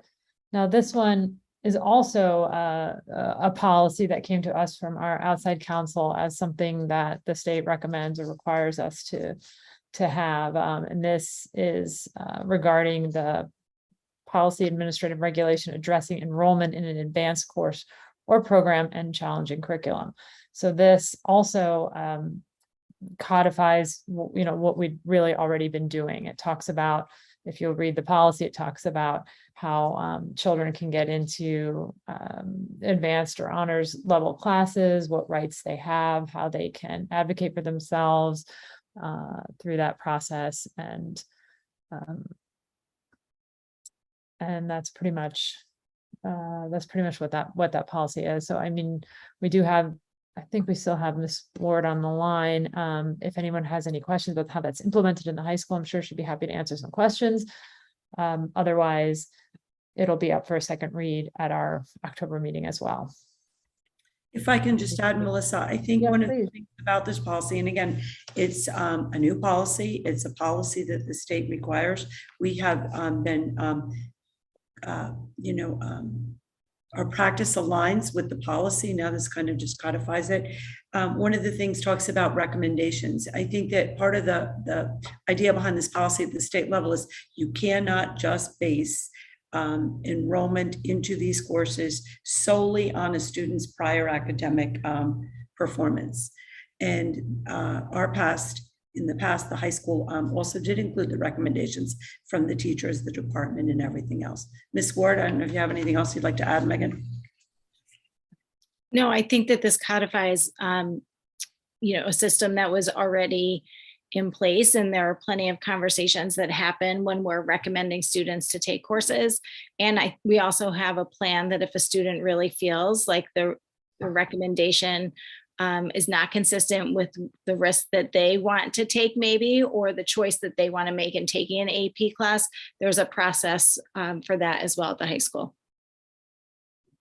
And the caveat to all of this is that, the recommendations that teachers make are in the best interests of students. So it's always with, looking at the student's total course load, sometimes in those conversations with counselors and what the student is about to embark on. So seeking counsel from various members of our staff to make the best and most informed decision for a student schedule is always key. Yes, and we discussed all those points at the policy committee, which meeting where Ms. Ward came and discussed these points with us. So any additional questions, we're happy to answer them now. Okay, well, again, we look forward to presenting these for second read and vote next meeting, and anybody watching or listening from home and has any thoughts or questions, please reach out to your board members so that we can address them prior to the vote. All right, so let's move on to our next agenda item, which is a discussion of PPS and the special education. I will pass that over to Tracy directly, or Lisa first.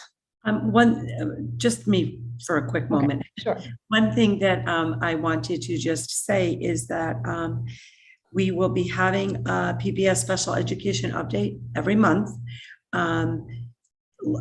as we do for the financial update. And so this is going to be part of our regular monthly agenda. Without further ado, Tracy Edwards. Thanks, Lisa. And thank you for the opportunity to share a monthly update with the board. Today's update will be in two parts. One will be my general update, which will match what will happen each month. And then in this particular meeting, I want to talk specifically about staffing and a plan for restructuring. So in terms of overall updates, I wanted to highlight our extended school year program. I had the opportunity to spend a tremendous amount of time at Hurlbut, which is where all of our programs took place this summer. And it was wonderful to see our students and staff so positively engaged in those programs. And thank you to the staff members, both from Weston and from surrounding districts, who supported that work. It was really a tremendous success. I also wanted to talk a little bit about the administrative retreat this summer, which happened in August. We spent a full 2 days as an administrative team talking specifically about PPS and special education. Some of the areas of focus during those 2 days were the partnership between general and special education and how we can strengthen that moving forward. We also talked briefly about the book, What Happened to You, which is written by Bruce Perry. Many of our administrators are now reading that book, and it talks a lot about understanding where people are coming from and using empathy as a lens for helping people to move forward. We also discussed goals for PPS special education for the upcoming school year and how that pairs with general education. We talked about the PPT process, the eligibility process. We reviewed case studies and also talked about CT SEDS. That led directly into our opening PD days for all of our staff. And this summer we had 2 PD sessions with our entire PPS special education staff together. Again, talked a lot about the PPT process and procedures district-wide, and certainly focused quite a bit on CT SEDS, which I did want to highlight for all of you tonight. We talked about this in the spring. This is our new IEP system, new for everyone in the state of Connecticut. It was rolled out on July 1st. Some of our meetings will still live in IEP Direct, which is the platform that we were using previously, but families will start to notice that we are making a full transition to this system over the course of the school year. I will be very honest and transparent in saying that this has been an incredibly steep learning curve, not just for staff in Weston, but statewide. We are continuing to work through this. And one of the next items on my agenda is to get parents together to talk about how this system works and how they can get acclimated to our new process moving forward. Finally, I wanted to highlight our ELC program at Hurlbut. As the board knows, we expanded our program to 5 classrooms at the beginning of this school year. We have 2 3s classes and 3 4s classes. And as we've discussed in previous meetings, those classrooms are designed to meet the needs of both our general education peer models and special education students, all from, of course, the town of Weston. Given all of that, I would like to shift gears and talk a little bit about where we are with staffing within PPS special education. I think you're all aware of Lisa's communication last week, highlighting a transition within our administrative team. The roles and responsibilities of being a PPS special education administrator are time intensive, they are demanding, and they are highly technical. It is a very different position than other administrative positions.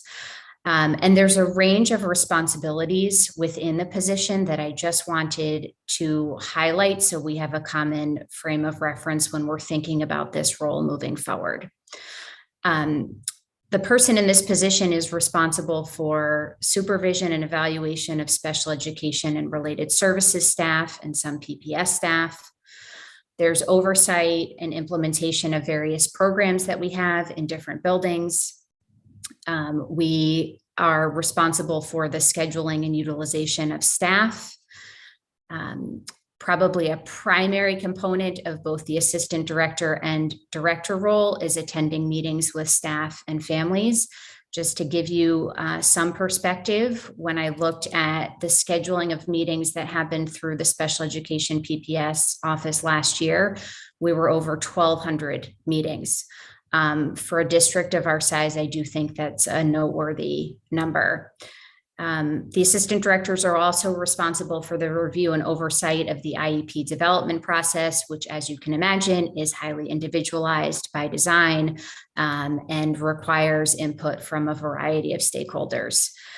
On top of all of that, there is an expectation that the people in these roles are staying current with updates in special education law and changes in state guidelines and practice.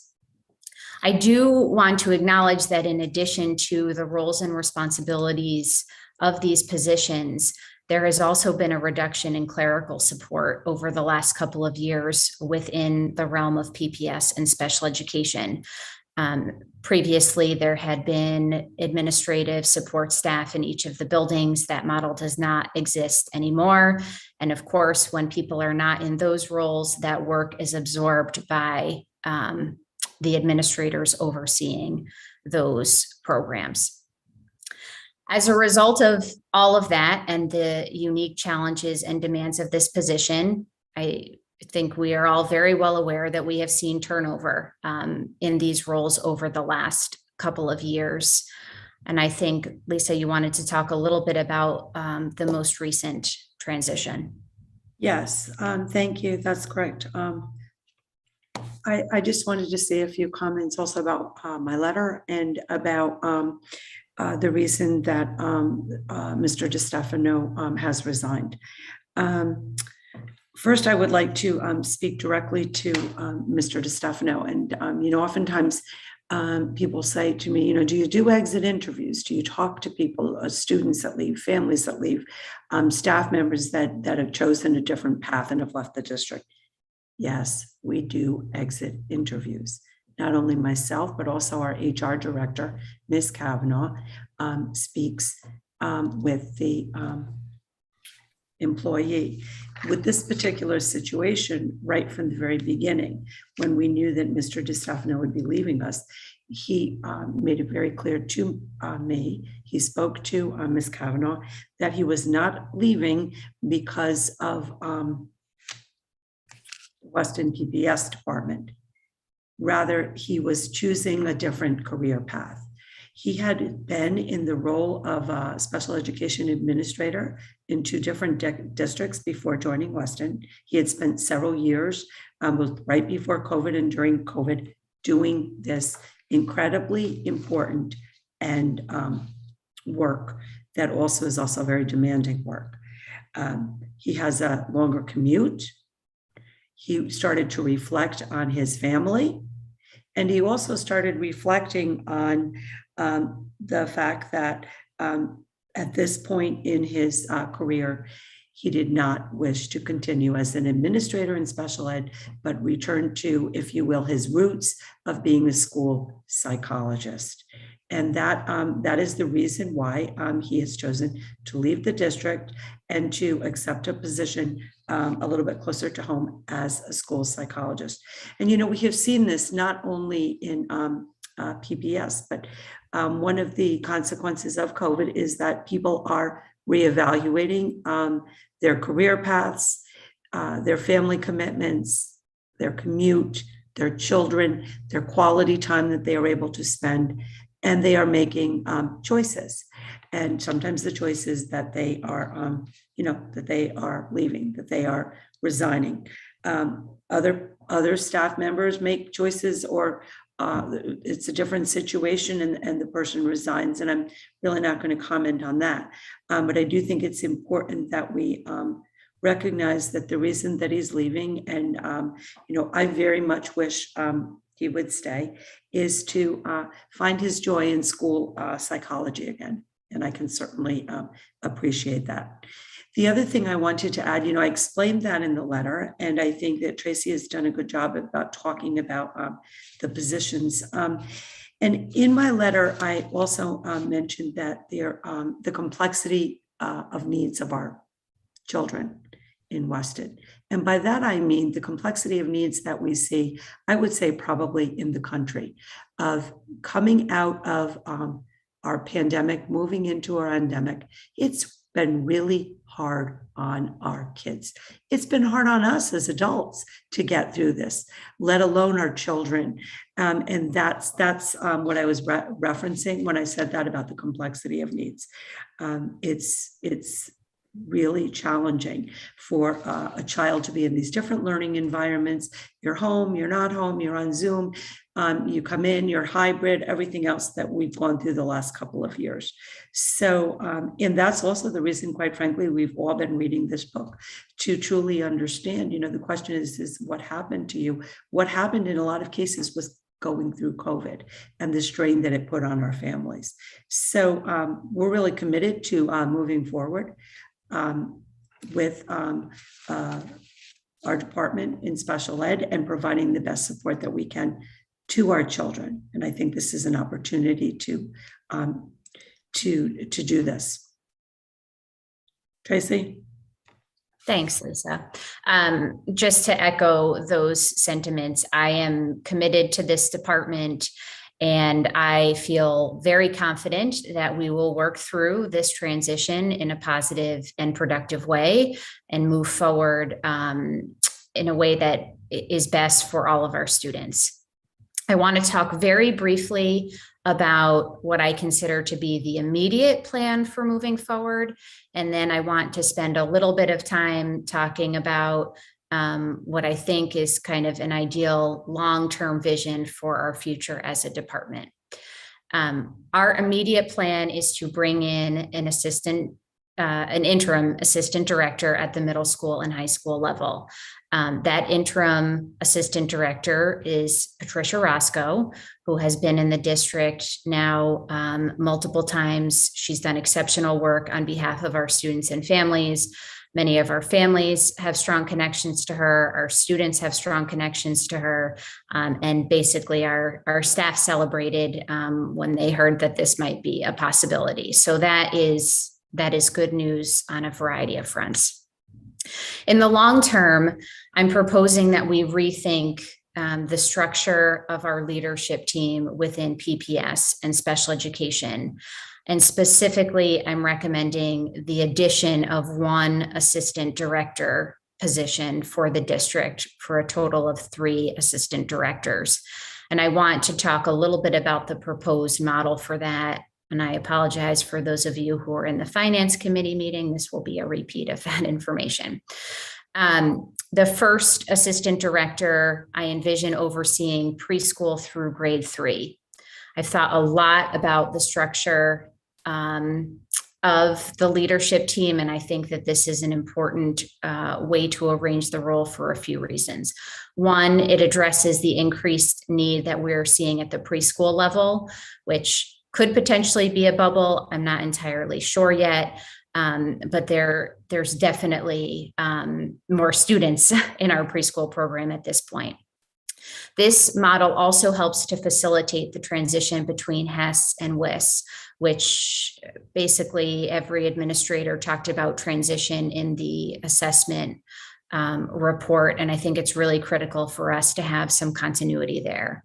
I think this model also emphasizes the importance and the efficacy of early intervention and wanting to really address student needs as early as possible so that ultimately, hopefully, we can reduce support for students over time. The second assistant director would be overseeing grades 4 through 8. The rationale for that is it provides targeted support at the intermediate school, again, oversees the facilitation of the transition between 5th and 6th, which we've talked a lot about tonight, and really focuses on what I see as a critical and also different developmental window for our students. The third position would be focused on grades 9 through 12 and post-secondary programs. This allows us to provide more intensive support to students at the high school. It's also obviously our larger student population, and it also allows us to place greater emphasis on the expansion and development of our post-secondary programs. And when you think about it, our job as educators is to prepare students for life beyond high school. And this model allows us to do this work for our students in a more focused way than I think we've been able to do in the past. I really tried to think about equity in these positions and how to make sure that even though these positions have nuances, there's commonality and similar responsibilities within the role. I don't know if I should pause there for questions or not. I just have 2 other very short updates. Why don't you continue and then we'll have questions at the end. Sure. I also wanted to talk a little bit about parent workshops. Last year, we hosted a couple of parent presentations regarding transition and the mental health needs of our students. This is something that we are looking to expand in this upcoming school year. And as I alluded to earlier, one of our first topics of conversation will be CT SEDS and the new IEP. And, you know, as Terry spoke about earlier in the meeting, we have a number of new staff. We also have a number of veteran staff within the PPS Special Education Department. I'm very excited to see the work that we're going to accomplish in the 22-23 school year and look forward to working collaboratively with the administrators, the board, parents, students, and the broader community. That's it for me. Okay. Thanks very much, Tracy, for that presentation. I know that this is an important topic that has been on everybody's mind on the board, on the administration, and also I think in our parent community. I've personally received some feedback. So I appreciate you coming tonight and addressing these issues with us. And as Lisa said, this is going to be a standing item for us going forward into the near future, longer term. So we'll be discussing it regularly, as well as at our finance and facilities subcommittee, so we can make sure that your department has the support that is needed. Let's take this opportunity now. I'm sure there are questions from the board members. Does anybody have any questions for Ms. Edwards? I have a couple of questions. Sure. Tracy, you're talking about adding more administrators, or really one additional administrator, is that right? Correct. Is that where you see the biggest need right now to deal with the turnover and provide services to the students? Yes, I think there is a significant need for continuity and consistency in these roles. And part of my job is to look at the functionality of these roles and how we're accomplishing the work that needs to happen. And we need some stability here. And I think that this is one way to get at it. The stability is important, not just for us as a leadership team, it's important for staff. This is their go-to person. This is the person who's facilitating meetings. This is the person guiding program development. This is the person stepping through situations with specific students or groups of students as they arise. This is the go-to for families. Families navigating the PPS special education process know that it is a complex process. They want to be able to build a partnership. They want continuity within their meetings. They want administrators who know the story of their children. And we also need administrators who know the students themselves. And this is a way that allows us to get at that differently than we have in the past. Do you happen to know what the current ratio is this school year, for example, of number of students who are in the special ed program to the number of administrators? I don't have that number off the top of my head. I can certainly get that for you. You're asking specifically, though, about identified students who are already identified as receiving special education? Right. Or That's all right, yeah. Yeah, I don't have that number off the top of my head. One thing I will say about that, though, is that our roles are broader than that. We aren't just interacting with students who are already identified with special education needs and services. There's a 504 process that is largely facilitated by general education administrators. At the same time, there are aspects of that process that fall under the purview of PPS special education. When we're talking about social emotional learning, our assistant directors play an active role in that process. So I can certainly get you that number, but I just want people to keep in mind that the role is not just focused on special education students. That is a big part of it, but that's not all of it. All right, maybe something that would be more helpful would be, would we use other Durgay schools as a comparison? We always talk about Durgay, and I don't know if it applies across the board, but maybe that would be more helpful. And my last question for you is, when a parent has a student that's in the special ed program, does the parent generally have the same administrator stay with them throughout the K-12 experience, and that administrator is the advocate? Or I think what my question is, do parents generally align with the administrator like yourself or Mike in the past, or potentially this next administrator, who then helps that student through their K-12 experience? Or is it more the parent and the teacher or the educator at that time who's providing services to their child? I would say it's a combination of both, but I want to be clear that the administrator even in this new model would not be following the family preschool through grade 12. We're talking about organizing the administrative structure by grade level. So there is inherently going to be transition there, which is typical when you think about the arrangement of building administrators. I don't know of any district where an administrator follows groups of students or families for their entire educational experience. You also asked a question, or maybe it was more of a comment, but I just want to make a comment in response to it about other districts and other models. I've looked very closely at other models in other DIRG A districts. There is certainly variation in how districts organize around PPS and special education. There are some districts that have a building-based person overseeing PPS special education, and other districts have models that are a little bit more comparable to ours, meaning they're looking, the administrators look more broadly across more than one school. So currently we have how many of these positions? We currently have 2, and we're looking to add a third. Assistant directors, correct. Correct. Included. Okay, so we have 2 vacancies. If you get the approval to add this additional position, correct? That is correct.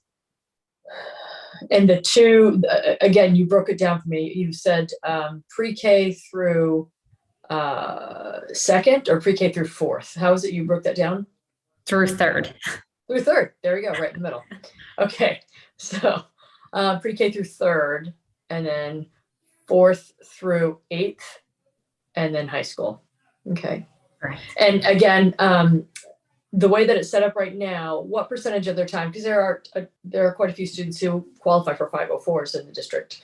What percentage of their time would you say is spent on the 504 students that kind of straddle both your world and general ed? That's right now a very small percentage of the time. I would say it varies a little bit by level.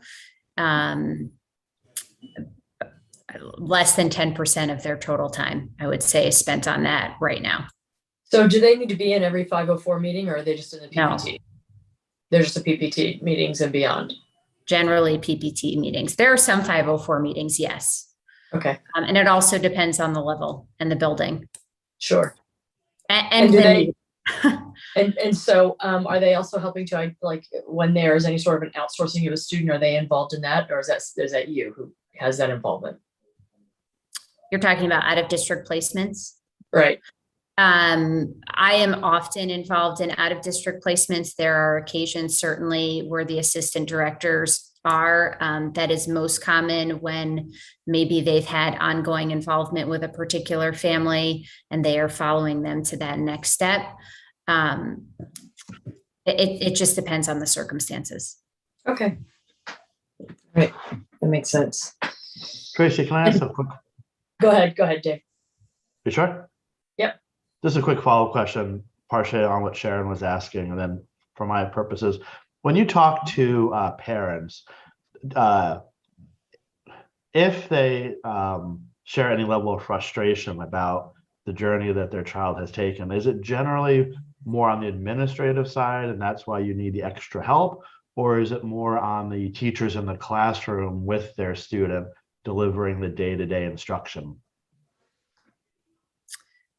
I think that's a complicated question, right? Because the administrator is responsible for overseeing the programs and the supports and services that are in place for students. And so when I hear concerns, I think it is reflective of work that we need to do as a system and as a department, which will in turn lead to different approaches and outcomes within the classrooms, if that makes sense. I have another question. How are we as far as you talk about the administrative roles and then also the actual people the teachers and the paras who are actually helping in the special ed process? How are we staffed as far as that's concerned? Do we have a lot of vacancies there right now, or, where are we? In special education teacher and para positions specifically? Yeah, because I think I'm kind of echoing a little bit about what David is hearing too, where there's some frustration. I think it has to do with turnover from the child and the family's perspective. So how are we as far as our positions on that level? Right now, we are fully staffed in terms of certified staff. We are, I would say, in the final stages of trying to fill some paraeducator positions district-wide, but we are staffed in a good place. We have filled a number of important positions for the start of this school year with highly qualified, excellent people. Okay, that's good to hear. See, Terry, you're never going to get a vacation. That's okay. All right. Could I maybe help with a question that was asked earlier about Durg A schools? There was some information collected last year about Durg A high schools and whether or not they had a special ed administrator dedicated to the high school. And the majority of Durg A high schools have a special education administrator for grades 9 through 12, except Wilton and us were the ones who did not, I believe.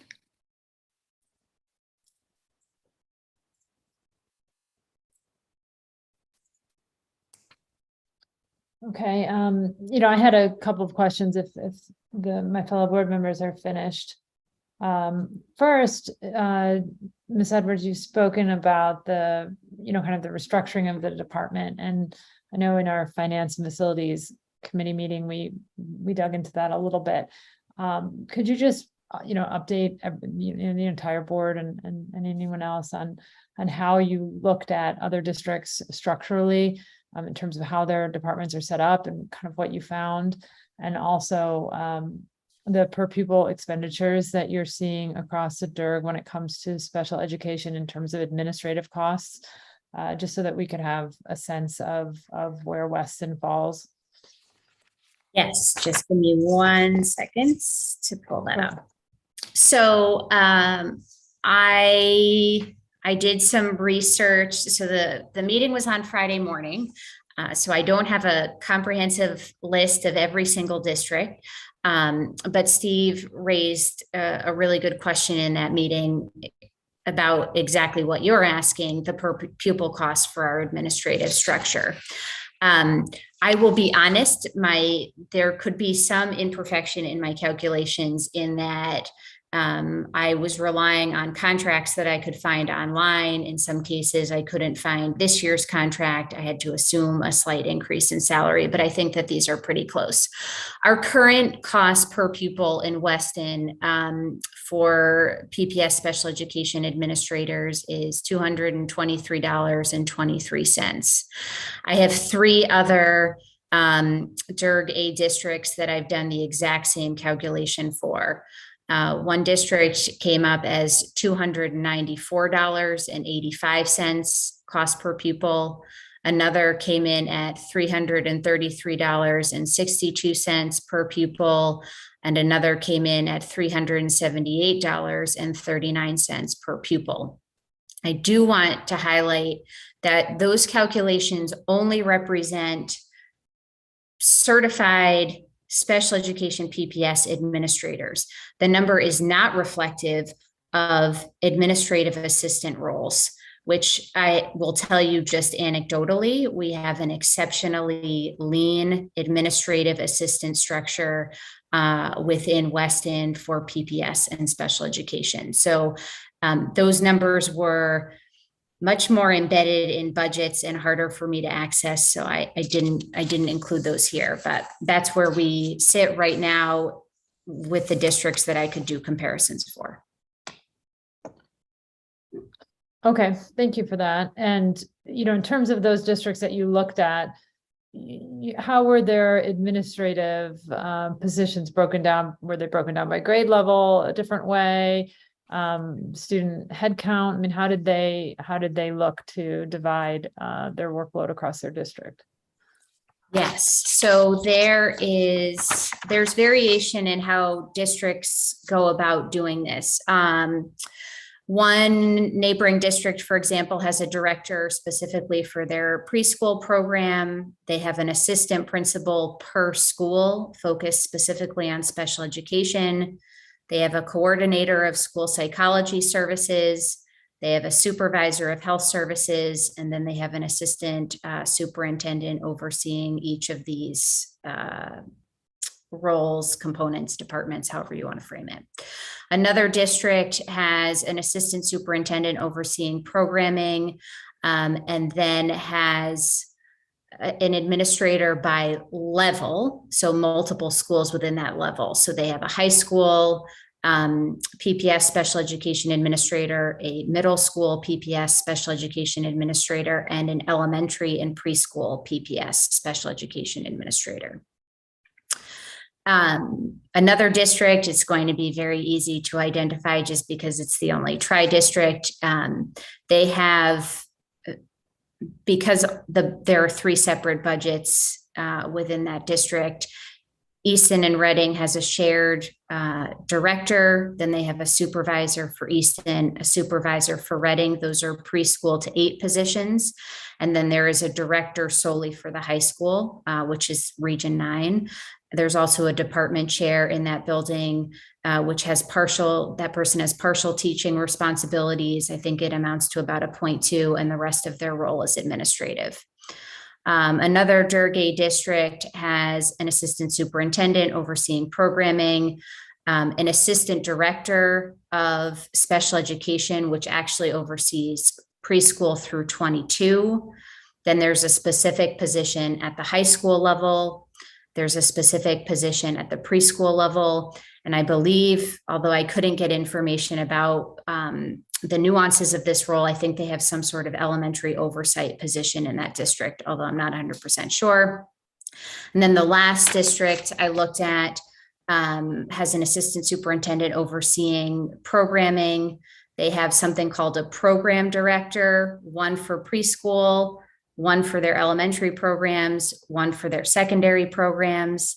In addition to that, they have a middle school special education chairperson is their title, and then a separate high school special education chairperson. And then they have an assistant principal in every elementary school focused on PPS and special education. Okay, so given all of those, different types of structures, and I recognize that some of those districts are much larger, have multiple schools at each level. Do you feel the path that you're considering proposing is the best one for Weston? I do. I've thought a lot about possible arrangements for this. I've thought a lot about our current structure. And how we get from our current structure to our next step as a department. There's definitely a need to be doing something differently. And I think that this is the best way to do that something differently in a way that creatively gets at some of the transition concerns that we've talked a lot about and helps to build some continuity district-wide. So yes, I think it's the right setup. Okay. All right. I have one other question, unless anyone else has further questions. Okay. And this one brings us back to preschool. I was wondering if you could speak for, we discussed the preschool program during the budget cycle a little bit in terms of expanding. And also it's obviously impacting how we look at structuring PPS across our entire district. Could you speak a little bit to, what the district's obligations are and responsibilities are for children that haven't yet matriculated into kindergarten, in terms of how we run our preschool program, and what ratios we like to see in terms of optimal learning with respect to a special education population and a non-special education population in the same classroom? Because I think that would help us have a better understanding of how our preschool program runs. Sure.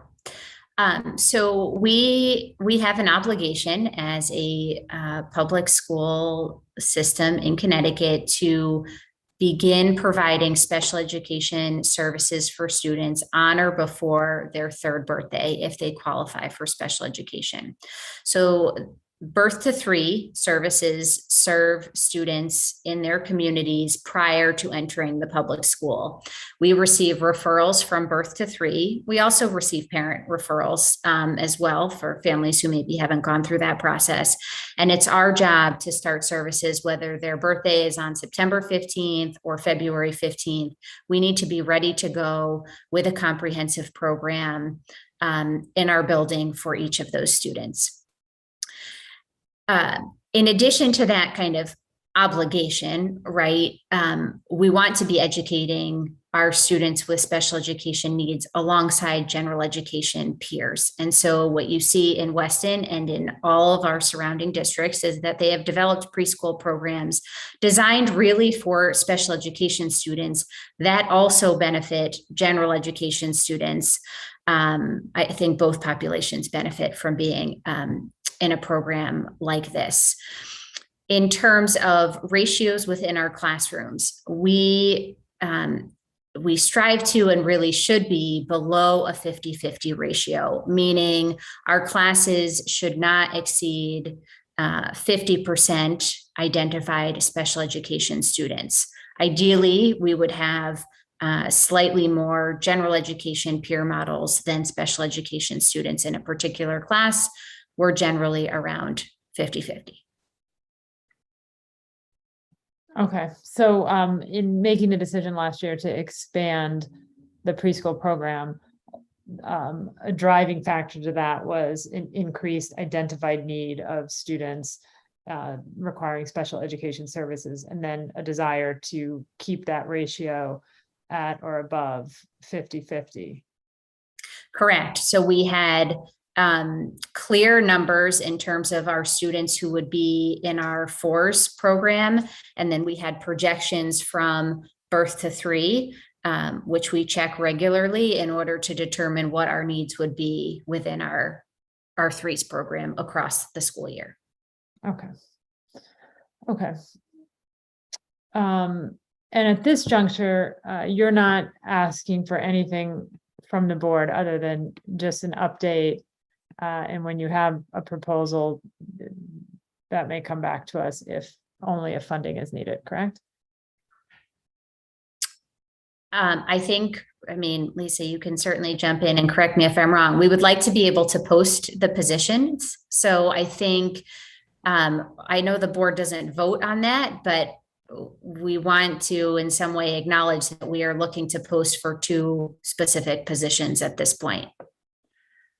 Okay, yeah, the only reason I was asking was there isn't any motion language associated with this topic tonight. So I think in terms of the discussion, I think it's been helpful for framing what needs to happen. And I think, the administration should move forward in the way that they think is best, and keep the board updated. Yeah, if I can just add, we are very cognizant of the any kind of financial impact on the operating budget. Mr. Cross, Ms. Edwards and I have talked about it, and I believe that we can accomplish this with minimal impact. Great. Can I ask a question that follows up on a question that you asked, Melissa? Mhm. So Yes. Tracy, I remember over the summer when you asked us to go from, I think it was 3 sections to 5 sections. And it came down to that ratio. Can you, you had said that the ideal scenario is not less than 50% of non-identified. What was the rate? The non-identified needs versus identified needs? What's the ratio? You don't want to go above 50-50, and ideally we like to have more general education peer models than special education students. Okay. And what is that ratio? Am I correct that there are 5 sections of 4 today? There are 3 sections of 4s. Okay, there's 5 sections of 3. But we added 2, didn't we add a couple of sections? We added 1 section in probably April, and then we added another section in June. So there are 5 total sections. Last year we had 3 total sections. Of the 5 sections we have this year, 3 are 4s classes and 2 are 3s classes. Okay. And how many students are in each of those sections? Rough numbers. I'm not trying. There's about 12 in our 4 sections. Our 3s classes, remember, are smaller because I have the projections of all of the students. As I explained to Melissa, we get students across the entire school year because our special education students are coming in around the time of their 3rd birthday. So those classes are currently smaller, but I anticipate we'll be around that number by the end of the school year if the projections and the information that I'm receiving from birth to 3 is accurate.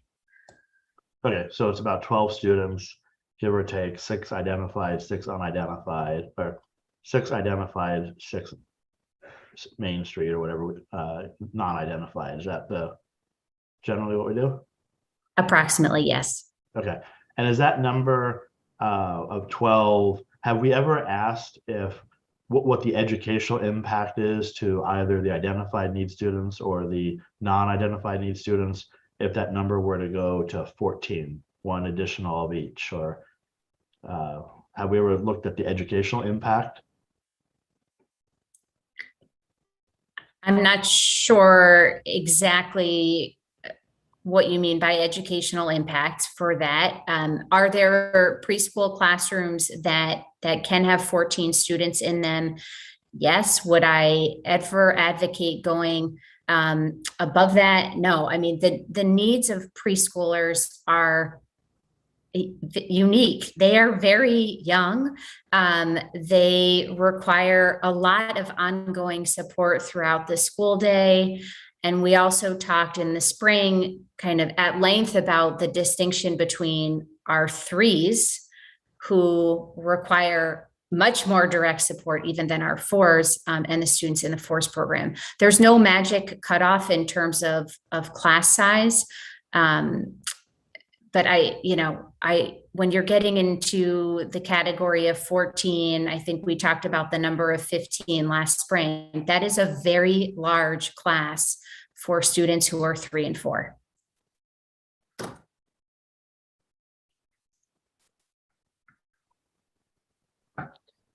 Okay.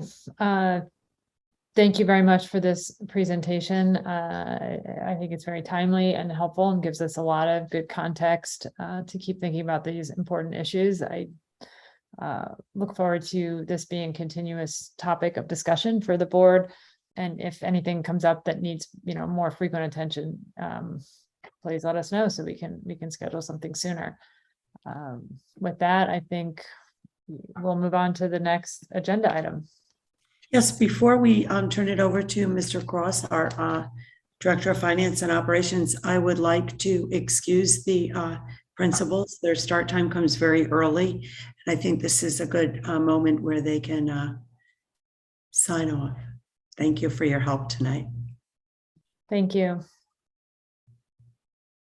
Mr. Cross. Hello, everyone. We will be discussing 3 years. So please forgive me if I have my years a little bit confused or if I get them mixed up. I can never tell from day to day what year I'm in. We're going to start off at FY21. And this is primarily just to give an update on our encumbrances. At the end of fiscal 21, we closed the year with $630,630 of unliquidated expenditures. We have liquidated approximately $540,000, leaving a balance of unliquidated encumbrances of $97,247.31 to be exact. That amount will be returned to be added to this town's unassigned fund balance. Moving on to fiscal 22.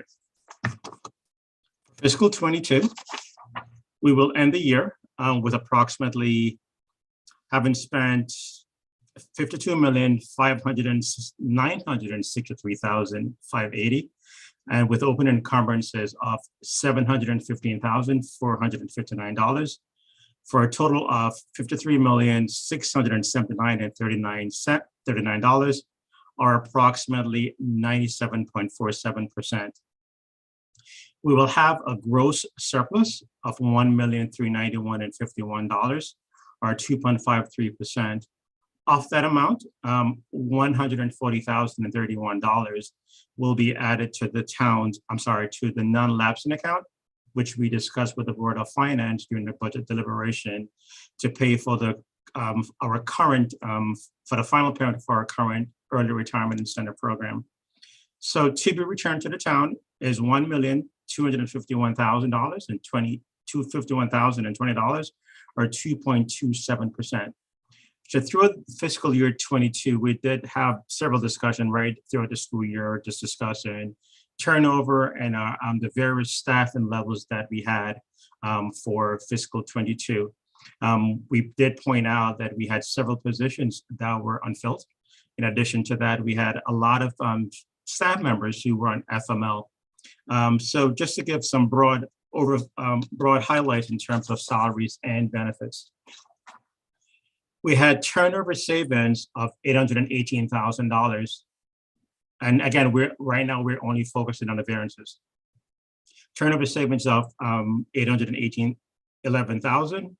And we did have over budget of our substitute to the tune of approximately $239,000 for a net of approximately $573,000. In addition to that, we had some placeholders, and by placeholders, we did anticipate making some changes. So we have a positive approximately $160,000. In addition to that, we saw items that were under budget for homebound tutors, bus aides. We did review a BCA, a behavioral analysis position, which we did eliminate last year. We had savings in degree level changes, workers' compensation savings, overtime savings, stipends, and also net savings in athletic staff payments. Overall, our savings in salaries was slightly over $1 million. Closely related to that had to do with benefits. We spoke quite a lot during the course of the year that a census level for fiscal 22 was below our typical levels. We will have savings for health insurance to the tune of $479,000. In addition to that, we have paid out ERIP for $150,000, and we will be over in FICA Med and other benefits to the tune of $155,000.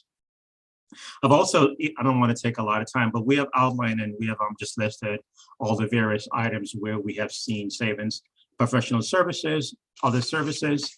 I do want to point out that we have come in slightly on the budget for tuition and settlement to the tune of $261,000.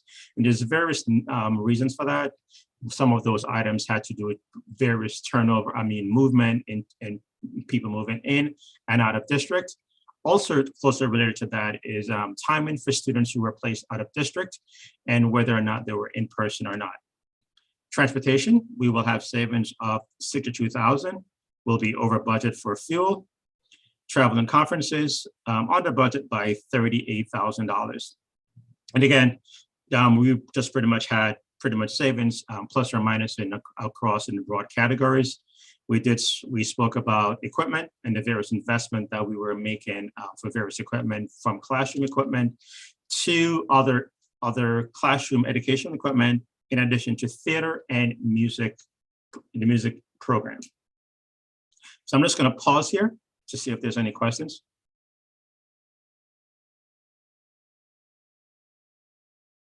Okay. I don't have a question, Phil. It's just that with a budget surplus that large, I think I just want to underscore the point that, that this was not conservative budgeting or misbudgeting, that this was just a case of positions that we were hoping and expecting, prior to the pandemic to fill, and that, for factors outside of our control, were unfilled. Benefits associated with those positions led to such a dramatic surplus. That's correct. Yeah. So everybody gets it. Right. And again, so it's not as if the budget was by no means padded in any respect. Again, this really had to do with the various turnover and FML just through a district, through the district. And again, this is not something that was isolated to Weston. I think across the country, a lot of districts struggled to find staff and also to keep staff. And even as Lisa and I think Terry mentioned, we just had people who just decided that they wanted to change with COVID and anything else. They wanted to put an emphasis on their family, and they just left the profession. So it's pretty much run the gamut of all these things. With regards to the Internal Services Fund, we will end fiscal 21 slightly under budget at 70%. We will have spent from our budget of $421,680. We spent for claims and admin fees $392,200, which will leave a balance in the internal services account of $418,466. Just to point out that we will be funding in fiscal 23. We will be adding to the internal services fund to cover dental claims and admin fees only. Just wanted to give a quick recap for our federal aid, federal stabilization funding. We have remaining across all grants, ESSER 2, ARP ESSER, including all the various funding for ARP ESSER for the SPED department, $668,000. Of that, $412,000 will be used for staffing, and we did discuss the various details of this during the budget deliberation for fiscal 23. Included in that number is money that was earmarked for intervention, both for math and also for reading. We will, again, high levels, professional services for 23, tuition, professional services, and at the end of the thing, we will spend everything because these funds will end at the end of fiscal 23. So that is the end of your summary for fiscal 22. Any questions? Moving on to fiscal 23. Typically at this time of the year, we do not, I have not given any kind of update. We kind of just wanted to highlight any significant trends that we have noticed so far. So far, we do not have any significant trending items other than what Tracy mentioned previously. So at this point, we are showing a full spend for all expenditure. We will be providing next year a summary or pretty much a detailed analysis of salaries and benefits, just to give the board a full update in terms of where we are and where we do anticipate that we will be for the end of the fiscal year. Just another note for fiscal 23. Fiscal 23, we will be leasing our technology equipment. In a few weeks, we will be issuing an RFP to be discussed by the board and to also be discussed by the other boards within the town. So that is the financial updates for fiscal 21, 22, and 23.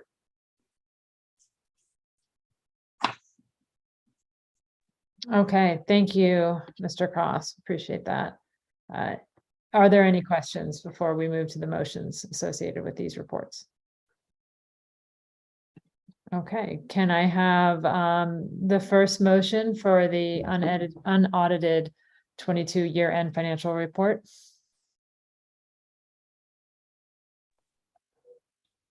That's item 6E2. I move that the Weston Board of Education approve the unaudited fiscal year 22 year-end financial report as presented. Okay, can I have a second? Second. Okay, thank you. Any comments? All right, all in favor? Aye, Sharon. Hi, Bernadette. Hi, David. Peter. Steve. And I'm Melissa. All opposed? Okay, that motion passes. Let's have another motion for the August 22 financial report. I've got it here. So I move that the Weston Board of Education approve the August 2022 financial report as presented. Can I have a second? Second. Thanks, Steve. All in favor? Aye, Sharon. Hi, Bernadette. Hi, David. Hi, Peter. Hi, Steve. And I'm Melissa. Any opposed? Okay, so that motion passes as well. Thanks very much, Mr. Cross. We'll move on now to the superintendent's report.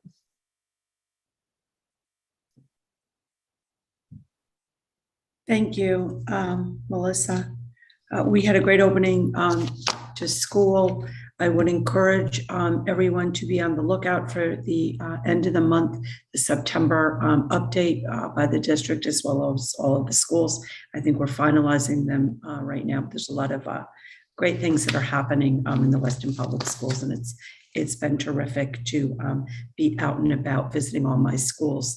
Again, our schools in my golf cart. I wanted to take a moment to talk very briefly and give you an enrollment update.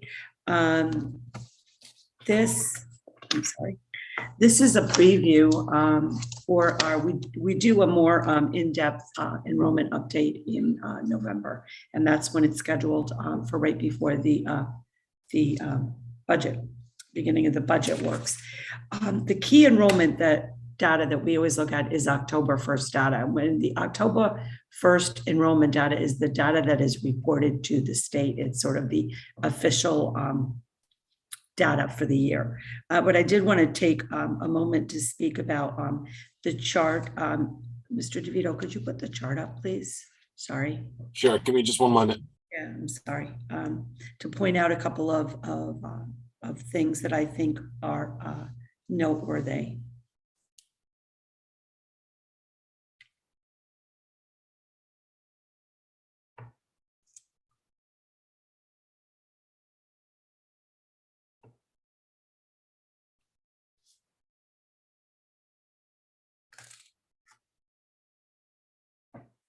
Thank you. So this is just a very simple chart. As I said, we will not have the October numbers until October 1st that we submit to the state. But if you look at the total district enrollment as of Friday, one thing I want to point out is, and then it's compared to the SLAM, which is the former McMillan and McBroom. I'm not pronouncing it right, but it's the former McBroom. Thank you, that group. If you notice, the pre-K program has usually always been kind of a placeholder when we look at these projections with SLAM or M&M.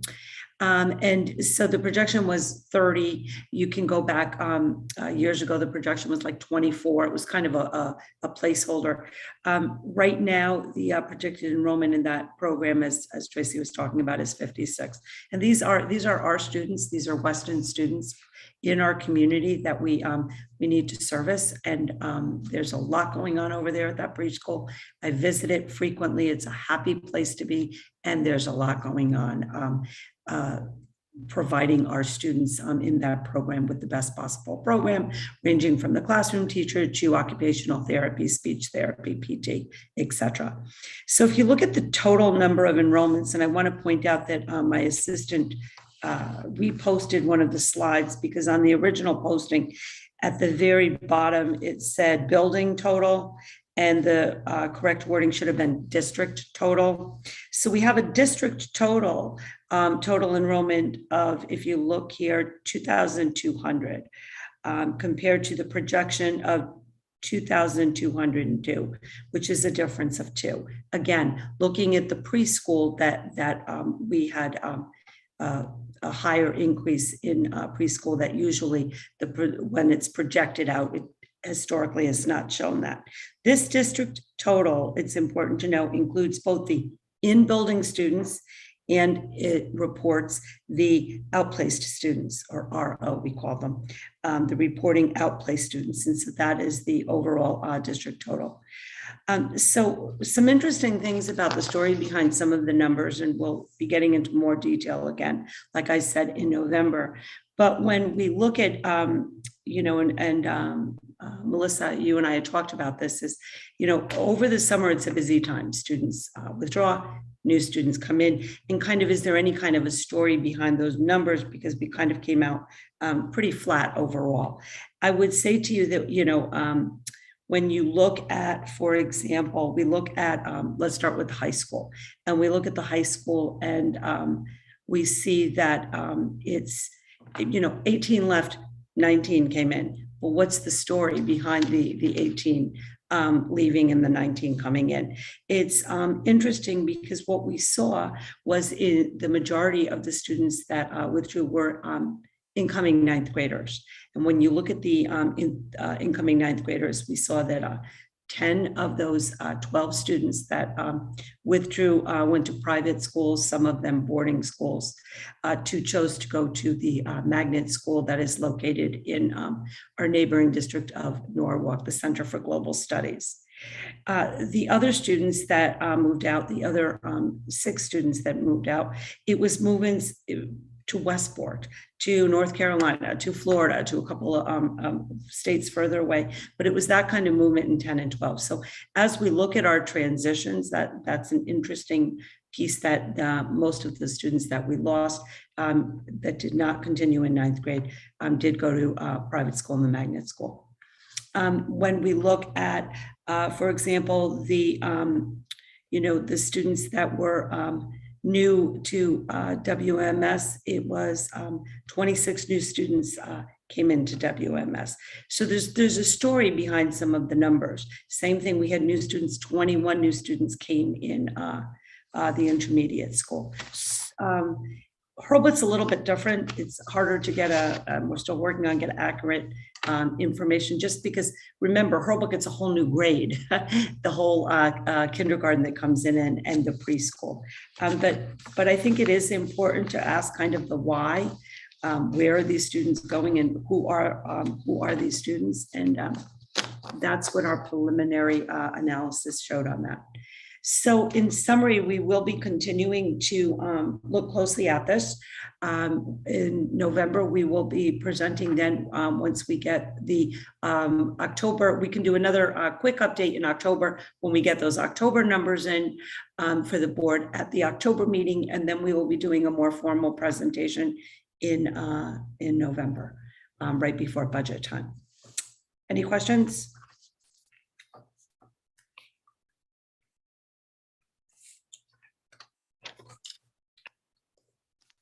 No, I don't have a question so much as it is a comment. I think, enrollment it always is a very critical and important discussion point for us, and something to really understand. I think this year, as some of these facilities decisions loom, I think everyone in this meeting knows it's of the utmost importance to really understand these numbers. And I think we've received some feedback that I think raises an important point, which is that, whatever we're looking at in terms of the data presentation that comes to us in November, or any of these updates along along the way is just to make sure that what we're really comparing are the same formatting, year to year to year. And I understand that we've changed demographers, and I understand that Malone and McBroom has now become a different company, and there may be variances there that are outside of our control. But to the extent that we can control these numbers, we need to make sure that we're always looking at, the preschools accounted for the same way, that out of district placements are looked at exactly the same way, so that we can really assure that we're looking at apples to apples. Sure. And I know that you're aware of that. I just wanted to highlight that. It's important to know that, yes, the district enrollment and the enrollment that gets reported to the state includes it reports the outplaced students. And then the number of actual students that are in the building is slightly lower. We have, I think it's 12 outplaced students, I believe. Currently, yes, 12. And most of them are at the middle school and high school level, which again speaks to the need, quite frankly, of having someone specifically, an administrator, a special administrator at the high school. Yeah. One thing I just want to add is I am very cognizant of the enrollment and the impact the enrollment has on the school and the district budget, because we budget our sections and based on the enrollment. How many sections do we need, for example, a first grade, second grade, based on class guidelines and the enrollment. And 80% of the budget is staffing approximately. So it's really important that we look closely on this. We monitor it during the summer, especially when we see that there is a grade that is close to tipping that section. So we will continue to do so. Thank you. Great, thank you. Do any board members have any questions regarding this enrollment update, mindful of the fact that the big enrollment presentation will be in November? I have a quick question. Lisa, so as the kids matriculate through the system, right, there's a big bump in pre-K 3 and 4. Is there any sense of, do the bulk of students, and maybe Tracy's better answer this question, but do the bulk of students who are in the pre-K program typically go on to our K program and stay in our district? It's my understanding, yes. I don't know, Tracy, if you have anything to add. Yes, that is a big draw for families, that students become acclimated to the school and some of their teachers. Of course, people have unanticipated moves, but the vast majority, yes, continue to kindergarten. All right, and then just quickly, so year over year, when you look at a number like this, you can kind of see, right, as the kids matriculate through the system, if the numbers don't change, it's probably fairly easy to extrapolate out what kind of sections you need. Of course, it's a lot harder when you've got people moving in and moving out that you can't account for. But is this typical? Like I remember seeing last year's, I just don't have it memorized. Is this year significantly different than last year and the year prior? Is this an outlier, or is this sort of a trend that we're seeing? Well, it's different in the preschool, clearly. And I think I said when we have the extra 2 sections put in, that's what we need for this year. That doesn't necessarily mean, we staff for what we need. So I think it's a little bit too early to see what is going to happen in the preschool, but the preschool is the area where we did see the most growth. One of the things that we are talking about doing, and we're in the process of working on, is how to we use SLAM, and they look at birth rates and different things like that. We also are committed to canvassing the residents of Weston to see, have you moved in within the last 2 years? Because there are people that could move in that don't have children right now in the school system, but do they anticipate? We're talking about the babies and the toddlers that are perhaps not in our pre-K program, but that are 0, 1, 2 years of age, 3 years of age. Where how many are there? You know, I know SLAM does a really good job at looking at the birth rates, but we'd also like to kind of, you know, we keep talking about triangulating the data. That's just not with academic performance. It's also with enrollments. So we're planning on getting something out within the next month to families.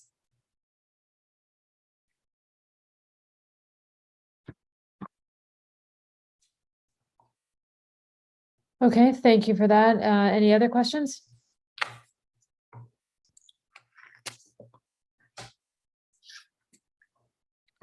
Okay. Let's see what's we have next discussion on committee meeting schedules. That's correct. Okay. So we have proposed committee meeting dates, as well as we have proposed Board of Education meeting dates. I'm noticing on one of them here that there is an error on the 22-23 committee meeting dates for curriculum.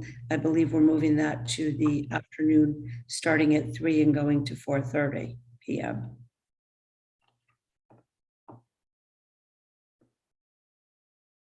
Okay.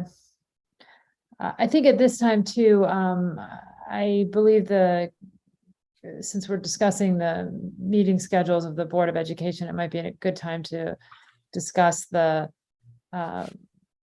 public versus Zoom meetings. I know I had the communications committee chaired by David Felton was going to speak to that at the beginning of public comment, and I neglected to give him that opportunity. My apologies, David. But perhaps now, since we're discussing the meeting schedules of both the board and the committees, it might be a good time. Okay. Yeah, just following up from the communications committee meetings that we had, and then I think it was at the May or June Board of Ed regular meeting, we agreed that the regular meetings would be once per quarter in person, and the other 2 meetings per quarter would be remote, with the caveat that if there were a meeting that would be best in person, we could add an in-person meeting, but we would not remove an in-person meeting. And the concept there was that there are meetings that people want to attend in person. They want to have the interaction. I thought it was great when we all got together in person, but I also think the communications committee also recognizes the undeniable fact that by and large, we get a much better turnout for the general meetings when we're remote. And it's also an advantage to everybody from the administrators and the faculty and the Board of Ed members to be able to participate remotely. So I just wanted to kind of restate that that's the plan. And as far as which meetings were going to be in person, Lisa was going to take a look at each meeting, or I think the plan was Lisa was going to look at the content of meetings and look at what meetings tend to lend themselves best to in-person, and those would be the in-person. But again, the commitment was or is once per calendar quarter in person, and the other 2 would be remote. And I think that it would be, I think there was a discussion that we would try and publish that ahead of time, that it wouldn't just be the 24 hours before our scheduled meeting that people would find out. That's as I recall, we left things off. Yeah, we had a discussion and we agreed upon that at our last in-person meeting.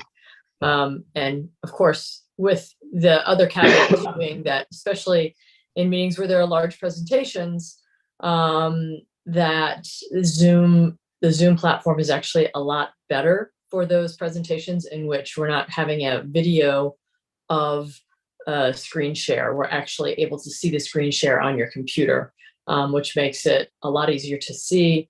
And then whoever is speaking can actually be seen, as opposed to kind of hearing a voice and hoping the camera gets over to the speaker so that they can address what's being, projected up on the screen. So for the larger presentations, it makes sense to have them more in Zoom, but there are going to be meetings where obviously it makes much more sense to be in person. So That's why we had agreed as a committee and also as a group that the hybrid model would be best serving our community. And especially since, I mean, I think our last meeting we had, well, aside from the awards ceremony, the awards meetings that we had, which of course we'll always do in person, I think we had what, like 2 people, and they all peeled off by the end of the meeting.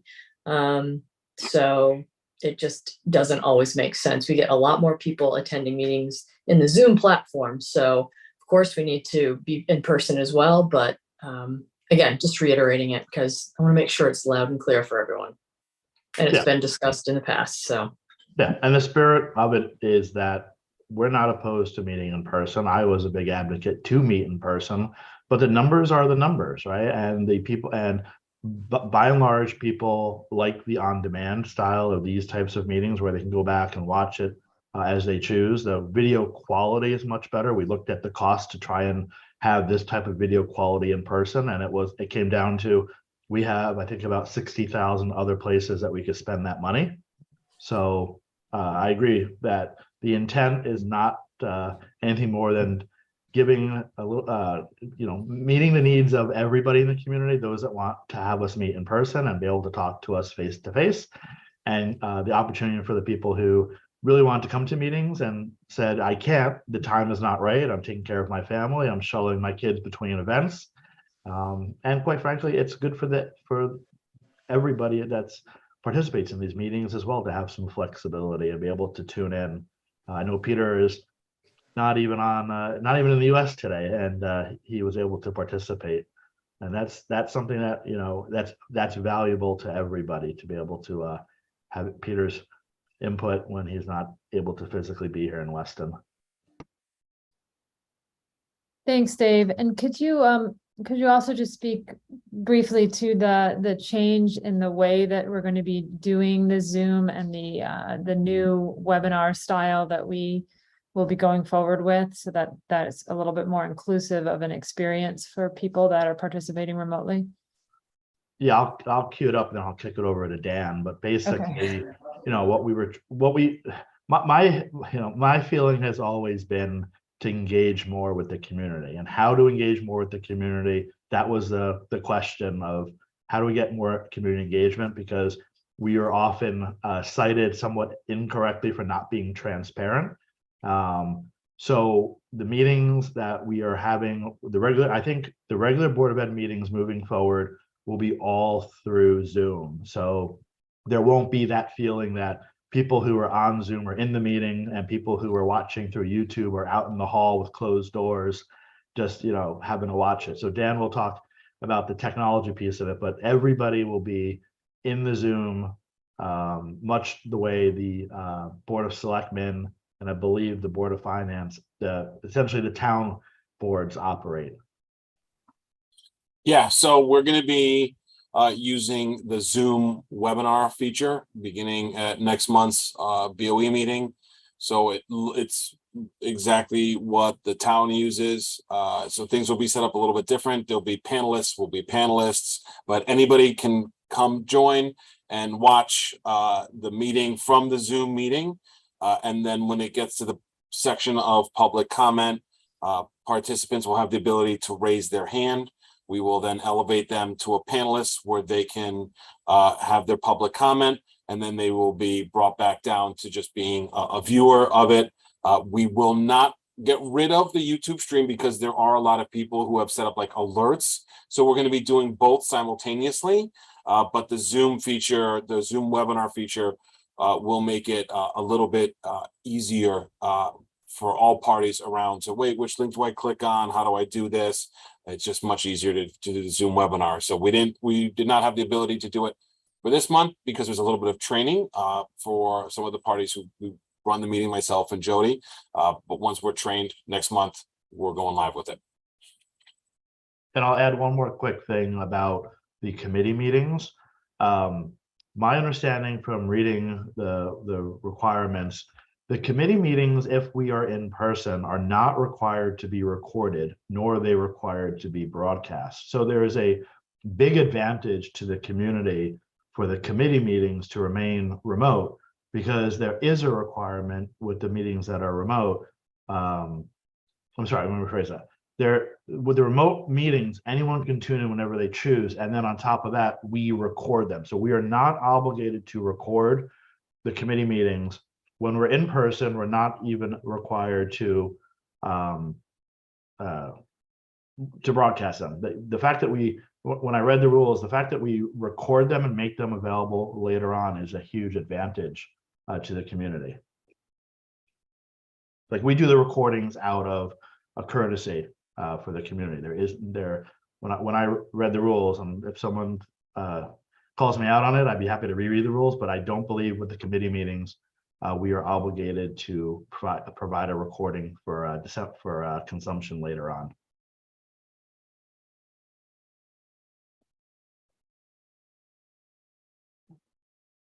Okay, thanks for that update, Dave. I think that's really helpful, and hopefully everyone can understand what's happening going forward. And I think we're going to continue to listen to the public, and if the public feels differently and speaks out and wants to attend meetings in person, then we'll revisit the issue as we have in the past. All right, let's move on to the committee reports. I'm not even sure if every committee has actually had the opportunity to meet yet this school year, but to the extent that they have, if any committee chairs would like to make any presentations to the board that have not already been included in the meeting, now is the time. Anyone? Okay. Communications committee met, but I just basically gave you an update. So nothing else from the communication side. Okay. Yeah, I mean, the finance report discussed the finance committee meeting, and we discussed the policy already, and I don't think curriculum's met yet. Okay, going forward, negotiations, we've been working through the negotiations for the teachers and the administrators. So more from that in the future. All right, that leaves us with the ending items. Our next scheduled board meeting is October 17th at 6 o'clock via Zoom. And I guess this is probably a good opportunity to say, I think Superintendent Barbiera has thrown out November as the board meeting that will be in person, correct? Yes, that's correct. Okay, fabulous. So we can plan for that ahead. And I think that's everything. So thank you for your attendance and insight tonight. Much appreciated. Can I have a motion to adjourn? Motion to adjourn. Great. Thanks, Dave. Second? I second. Okay, thanks, Sharon. All right. The meeting is adjourned. Thank